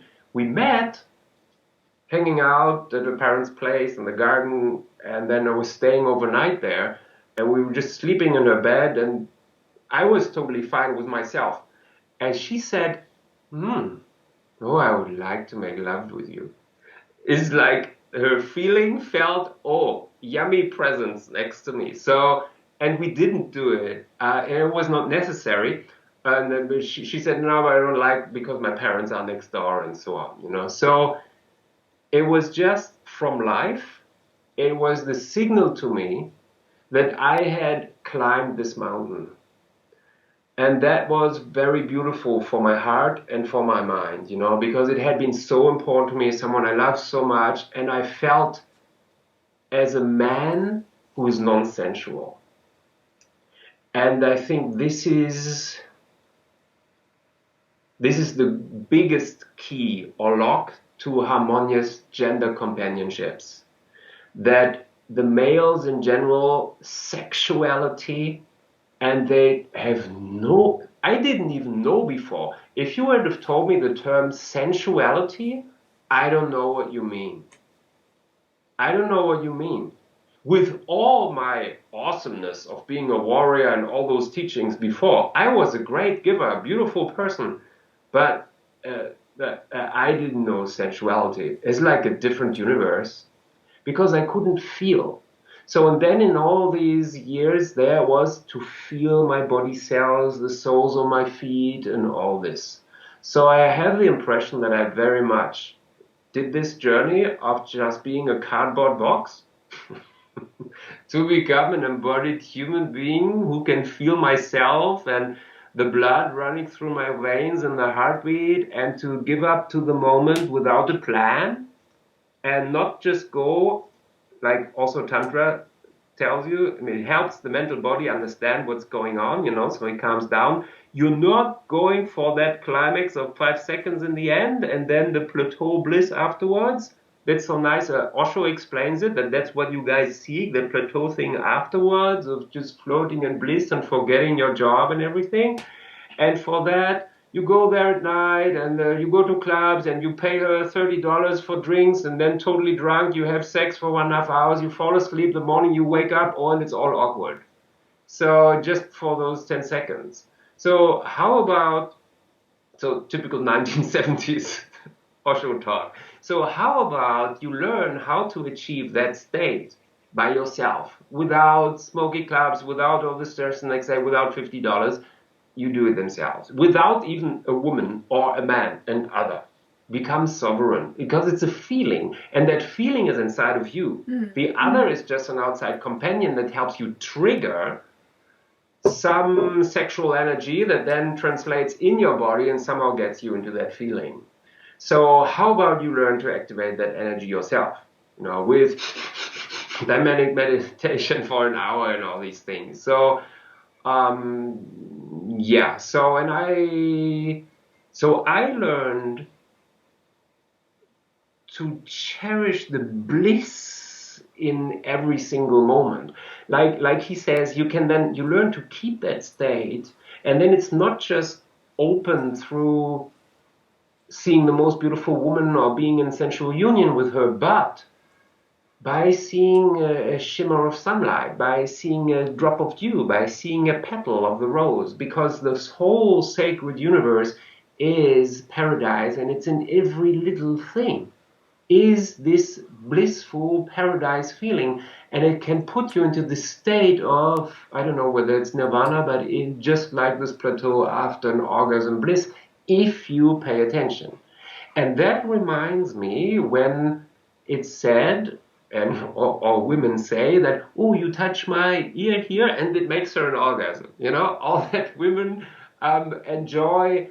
Oh, we don't need to have like sexual union, but oh, I just love like being caressed and touched all over the body, because every little cell is just so, you go so deeply into feeling that touch, that cell.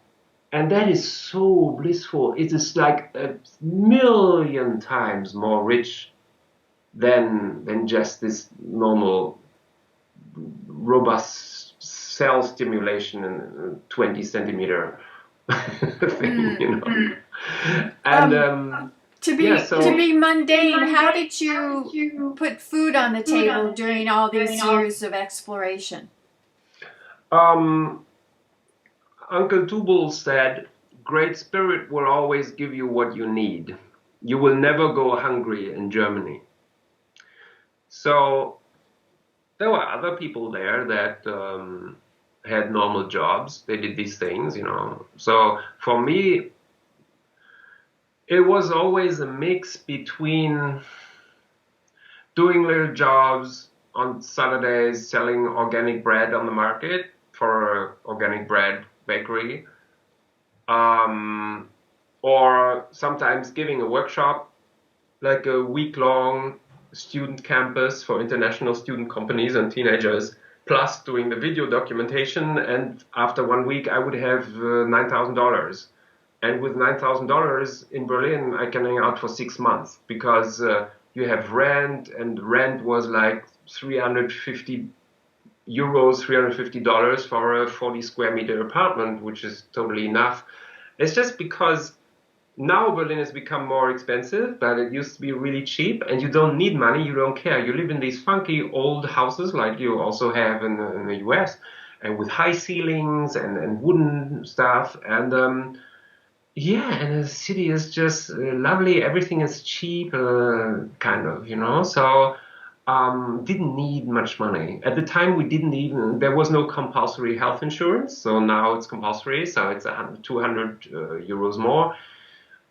So you just do a little weekend job, you know, every weekend, and you can get by. And like two bulls taught me, look, time is money, or money is time. That means if you buy a car for $3,000, instead you could hang out for 3 months and have a good time. So don't get attached to material stuff. So I was always able to just live on very, very little money. And in Berlin, I just find all the stuff. I had a beautiful apartment with lots of stuff, and somebody came, wow, you got so much beautiful stuff. And I noticed I had bought nothing of it. Nothing. I just found it all in the streets, you know, all these nice cupboards and everything. And then I painted it in gold or something, or somebody didn't need it anymore. So, you know, it just came, you know. And I assume other people have more expenses, but you don't really need to if you don't live by this middle class standard that everything has to be new and so on.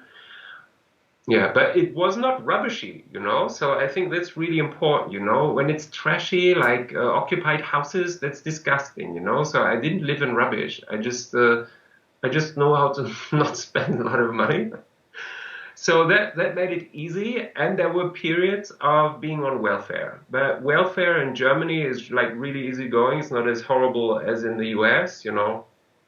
And it always pays your rent plus health insurance. So rent might be 400 and health insurance 200, and then you'd usually get up to 380 in money. That $7 a day is okay for food, so it's 210, and then 170, 40 on electricity and that kind of stuff, you know. So you don't go to the movies, and you can't travel, you know, not even 300 kilometers or miles, because that'd be $50. You will always have like zero at the end of the month, but you have a house and you got all your normal expenses, and you got lots of awesome people in Berlin. So that's how I was able to have a really good life. And how did you get involved in youth work and Youth Leader magazine? And you've written hundreds of pamphlets and done conferences and worked with the UN. So how did you get involved in that kind of organized youth work? That started in that year 2000, when Jenny and me went apart, and when I was at the Universal World Exposition for 5 months. Before that, I thought that like two bulls generally had shown me how to live with little funky restaurant business or travel or little jobs, you know, or do eco-cultural travel something maybe, you know, as a guide something someday. There I had just finished my university degree, so I was still in a period of seeing how things will work out, and I wasn't in a hurry. And there was for 5 months earning money, and where other people would have to pay $30 entry per ticket and they just see the superficial circus and $6 bratwurst. I was there for 5 months, every morning until the afternoon, and then I had time until 9 in the evening for 6 hours to just walk around for free for 5 months at the Universal World Exposition. And people don't really understand what that means, but there it was like a 5 month conference, like a 5 month United Nations summit. Except you don't just have the UN, but you have all kinds of conferences of change makers in sustainable development and world music stars and World Bank presidents and Prime Minister of Bhutan, Queen of Bhutan, and you meet all those people. Because when you hang out so much, you meet people, you get invited to the pavilion parties. So I got an inside look, not just on the surface, but in the bowels and the behind the doors and all the workshops and congresses and global dialogues at the UN. And then I found, woohoo, me with my white man, red man, circular world, change the world stuff. There's a lot of intelligent people around here, gross national happiness, and so on. So in my mind, it sparked, wow, I'm going to be a world dialogue platform and 10 languages and had big and connected to schools. Because what I found was like, whoa, there's like everything. A fridge without electricity in the desert. I don't remember how they do it. There was some normal liquid. It was just going through winding metal and it would cool. And so I saw there's like solutions for everything. I saw hundreds of solutions. I saw there's solutions for everything. And they're all talking about sustainable development. I mean, the solutions are all here. I said, this has to go to the people and not just these small expert chambers. It just doesn't go anywhere. And this has to go into schools because there's so many teachers doing global learning and green stuff. There's 1, 2, 3 such teachers at every school. They're going to tell the students so the kids grow up with it. Yeah, and the old gentleman in the United Nations pavilion said, yeah, but how?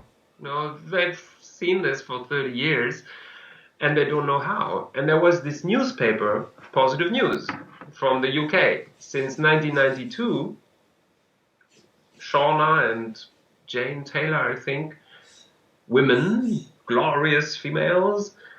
It's always like 80% of the high-impact change makers are women. I totally signed up to that. It's among teenage heroes. It's what I've seen for 15 years, but also among adults. There's more women among the really high-impact ones. Why? Anyway. Why is that? I can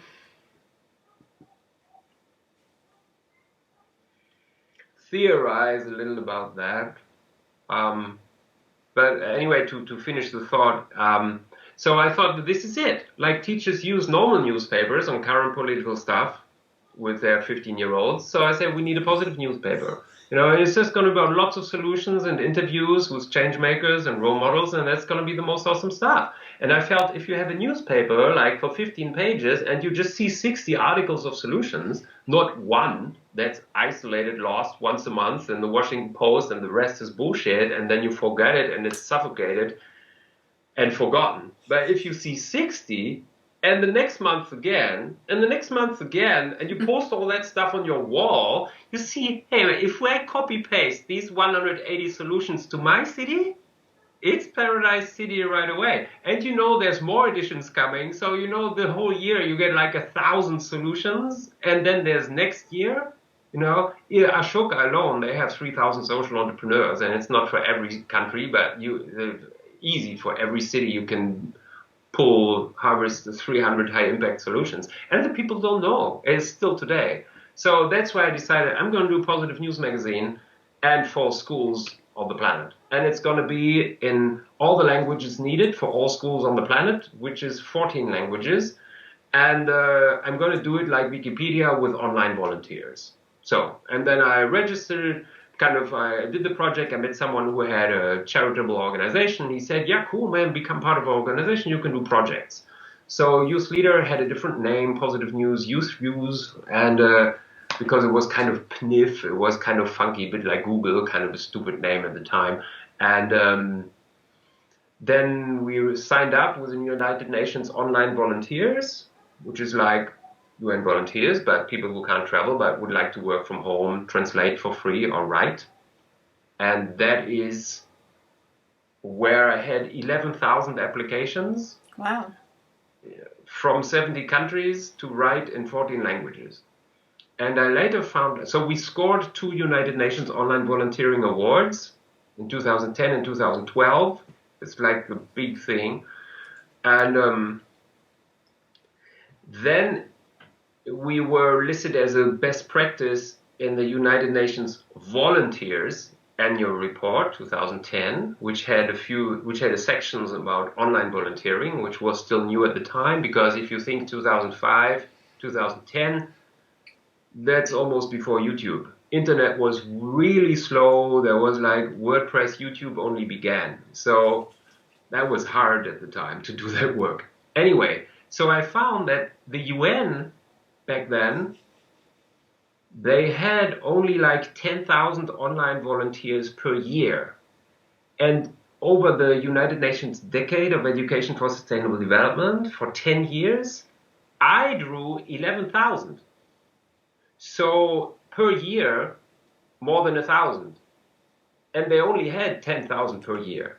That means I drew 10% of the online volunteers of the whole planet of the United Nations applied with Youth Leader, because it's the coolest thing to write stories about solutions and heroes that will then even go into school, where all these young, usually students, 20 to 30, they know that's where it's going to go. That's what has been so cool. So they felt really on the mission, and it's really purpose what they do. And most other online volunteer things are understandably, you translate manuals, or websites or something. So I had the most sexy and the most magical project to join, plus a very rewarding one, because they got to interview the heroes, like Paul Watson of Sea Shepherd and such people. So yeah, it was awesome. So that was how it started as a magazine. And then in 2013, so living in Berlin. Berlin was like my office, because you constantly, every week you have 2 or 3 international conferences. Nobody knows about it, but I had people that were for 50 years in the UN, so they knew everything that was going on. And Vandana Shiva is here in the evening, so you go there and meet her and so on, in small circles, and all the big conferences, and was at the G8 and UN people and German government people and so on. So I had insights to all these environments that others only fantasize about. They have certain assumptions. They make assumptions about the UN being a conspiracy or being all nice, or German government, everybody in government is corrupt. Well, no, when you meet the people, it becomes much more differentiated. Or they think you're Angela Merkel, everybody's super nice, and then no, you understand, no, those people are not nice at all. So you get to see, I got to see again behind the scenes, So, and then in 2013, I had made the experience.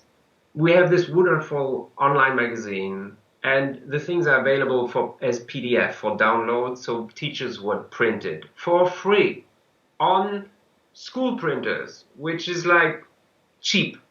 So it's a super easy win-win. They don't need to buy it. A great plan, but it didn't work out, because teachers, I guess still today, are so old school, and many are so overworked, that they don't understand. It just doesn't click in their mind that they can download a PDF and print it and use this at school. Just like many intelligent people that I know, they say, oh, but it's an English webpage, I can't read it. I say, have you ever heard of Google Translate? It's like for 10, 15 years, you click, bam, and the whole website is translated. And young people, 15, 20, 30, they still don't, it's not in their operating system. So I understood, okay, it doesn't get into schools if it's online, even if we win all the awards. We need print media. So the first thing was the card game, which I may have told you years ago. So it's basically, so I chose a card game because you can have a nice picture. It looks playful, like top trumps, and you put the story of the hero on the back, plus a QR code linking to an online page with their story, videos, and so on. That's a lot of content on one little card. So it's like a book. I have 50 heroes. It's like 50 pages with a picture. That's like a 100-page book. Plus, you get more stuff online. Plus, if I had only one book, like it also exists as a book, but if I have one book and if I use it in class, then you can't pass it around. The title is The New Kids on the Planet, Youth Leader, Tales of Teenage Changemakers. Exactly. When did that book come out? Oh, this one actually came out in 2017. So I had but the thing is, if you have a book, you have one copy, you give it in class, 30 students can't look at it. You can pull it apart, so it's not useful. So you need to be able to pull it apart as a card game. If you print the pages on the school printer, they're black and white or rather gray and white. Looks shitty. You pass them around once and they're all destroyed. So a card game is really cool because it's robust and the students say, cool, card game, you can pass it around and everybody has one and tells his story to the next one or translates it to Spanish, So they use it in English education. It's a nice tool and it's a great companion that you can have on your pocket. I always have one with me. So when you're on the train, and there's someone nice, yeah, what do you do? And they ask, what do you do? Yeah, I do this stuff, and then I show them heroes and they're all flash. This is so cool. Can I have one? Yeah, you can have this one, So it's a nice tool. And then we have posters like here because the card game is great in class, but it's like invisible. So you need something for bigger presence, So you print it out in double page or one page size, and the whole story is here. But if you see 50 posters with the whole story is total overkill. So there is a one-sentence summary, and you just take a tape, and then it's like a toggle on the internet where you click and then you see the whole text, and here you can flip it up. And you see again, there's the QR codes to online profile with videos and more. So it's a lot of content. And this is something that's beautiful, it's uplifting images. So it's really enriches when you have this in the school corridor, it's like a learning environment. You can take a tour with a teacher on World Environmental Day and you pick the green ones or the dark green ones on World Food Day. And the students, they may have a bad day, don't want to see it today, but as they walk past over the year, or they have a free morning, they just stroll and at their own time they explore when is the right day, And if I go once and give a presentation and then I'm gone, then they're back to Disneyland, But if Harry Potter, the heroes, if they stay, School of Magic stays present the whole year. So this is why I tell these hero stories in different formats, You need an exhibit at school and workplaces and stuff. You can alternate it by the United Nations Day of the Month, and then you do a special action for that hero. You need this one for yourself or in class, the card game. For kids too, a friend of mine, he always plays it with his son on the train. And you need this for your bedtime table, It's like an artifact. You need the book at home. It's so different from seeing things online. And the people say, yeah, even if I have my digital reader, it's not the same thing. There is something, it's really in the consciousness. If you touch it, if you flip, it's so much more profound kind of sensuality, how you perceive the information. It's and how it sticks, how it's memorized. It's totally different from digital tablets and stuff. Where have there been most interest in those materials? What countries, what kinds of schools, what level school have been most interested? We have worked with it on all 7 continents, also Antarctica, on an expedition. Very nice. We had a workshop. Everybody was excited. There was a girl from India, one of our volunteers, and she applied to join the exposition. And then she told me, Eric, I'm accepted. What can we do? You know, so. And then I gave her materials and posters to do an exhibit on the expedition ship, and then we had photos of her in Antarctica with youth leader flag and stuff. That was cute. Yeah, classrooms, journalists using the stories. What countries have been most receptive and had the most sales? India, definitely. They're very, I guess, because in India there's so many people caring about doing social good and projects, but it's because they have so much urban stuff, but they have so much poverty. So it's so present that you want to do something about it, about this social injustice. And you know so many people of different classes and stuff that you want to do something. You don't feel detached from them in your nucleus family. And I assume it's also, yeah, it's definitely in the spirituality to help other people. You know, it's really part of their operating system. Plus the whole Gandhi thing. I don't know in detail, but there's so much in Gandhi of being in service to your people and to your country, but to your people. You know, not just patriot of dying in war, but to your people, to make the country better. You know, from that time where it was super poor and they all had to work together for one another to uplift their communities. So that sense is very strong. We also had so many MBA students as online volunteers, by far the most from India, and so great to work with. I mean, really smart and so committed.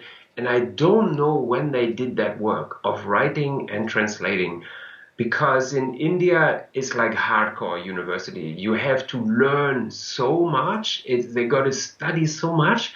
And if you come home at 5 and you still have to study for 4 or 5 hours in the evening, and then still apply somewhere to do quality work, online volunteering, I don't think there's many Americans or Europeans that would do that. That they would say, oh, I'm going to smoke a doobie or, you know, whatever, you know, in those last 2 hours of the day. But even still today, with many of the activist trends, then I chat with them on Facebook, and then notice, damn, it's like 2:30 at night. And I used to be like that, but I always used to be free, you know. So, and there's so many of them, and they're just rocking in the middle of the night, and they would still get up at 6 o'clock. Yeah. Where else besides India? Yeah. Then of course, it's a little bit all over the place, but with me being in Germany, we experimented more also in Germany, because also there's a lot of money in Germany and youth leadership doesn't exist, like zero in the whole of Europe. And Germany is kind of favorable because they're very open in their learning culture, and they do have student clubs, but nobody has passion and vision and spirit. So the student clubs are super lame. So there's a lot of teachers that like to do socially and global conscious stuff and student club liberties, and they invite civil society to give presentations. Like there constantly be people from Greenpeace and so on giving presentations in Germany. And this is not the case in France. France, for example, there is not a single student club in France because they're banned. They don't exist. In France, they also have this sense of justice. That means every school, every student must have the same chances. That means if there's a cool parent at a school, you know, and he says, this is awesome, I gift you here $200 for a youth leader exhibit, it's illegal. Because that will give them an advantage, because there's a rich parent, you know, that's giving the students an advantage over the poor students in the other city. This is so dysfunctional for active citizenship. You know, I understand the idea, but it doesn't work. And it's new now, that's about 5 years ago, that schools are supposed to do projects with outer school partners. That means with NGOs. But the school cannot pick the NGO. But the NGO applies with the mayor. And then the mayor will assign the NGO to 5 schools in town. That is so horrible because then the teachers, okay, now we got to work with that NGO, but it's not their idea, it's not their passion, you know? It's so stupid for the teacher. Again, it dilutes it to 20% of the energy. If you have a passionate teacher, you know, they are willing to commit more time. So it's really bad. In general, you can only even apply if you have like a national organization that is in at least half the country. So, and then in Greece, it's really hard. So I was with people in Greece and they said, we want this in our school, but it's going to be really hard. I said, it's okay. I'm going to write you a letter. We have UNESCO status, you know, and then you show it your teacher. And he said, no, it's not that easy. The teacher will have to get permission from the school principal. I said, oh, okay. But that's not enough because the school principal will have to call the Minister of Education to get permission that I can give a presentation about teenage heroes in the school. So, and now I understand why they do this, because Greece, they had this Golden Dawn, this super strong fascist organization a few years ago. And they were faced and fighting a lot of communists. So Greece is a super polarized country because it used to be a dictatorship until the 90s. So, and since then, or the 80s, and so it's a politically hyper-polarized country among the adults, and schools shall be a safe space, non-political, for the kids. And that's why they have all this quality control. Who the fuck wants to influence the kids in school? So I understand it, but this, of course, is a great hurdle and sabotage to a thriving collaborative society. However, I mean, then, yeah, I mean, once we have a seal of trust established, you know, and now we have some very nice avenues to do this with Youth Leader, then I assume, for example, in countries like Greece, it could be a great blessing for them because it's entirely non-political. It's entirely non-protest, but only projects. And I've seen that also many of the people who are into Fridays for Future in Italy, it's so crass, 70s style anti-imperialist government, like super, super leftist, you know, and this just not the leftist stuff, how they call this in the US, you know, what they call leftist isn't leftist. So it's like super extreme in France, in Italy, where they also still have Communist Party and so on, and it's these old word shells, you know, it's kind of, it's too many black fumes in there, you know, it's beside the point. It's more too ideological about blocks and just go on people. And there's always good people also among those who want to keep property, you know. I don't even want to call them conservatives, but it's people who own stuff and they would still good social things for the young people in Naples to happen, you know. But if you think, oh, you're among the conservatives, then again, you can't talk. So we need to break open this thing. There's good people that want to do good stuff. And we shall see. What have you found in terms of how youth activism has changed over the decades that you've been aware of it? Is there more of it? And it seems like a lot of girls are leaders in the climate movement. Like I just did my book about climate girls saving our world. Yeah.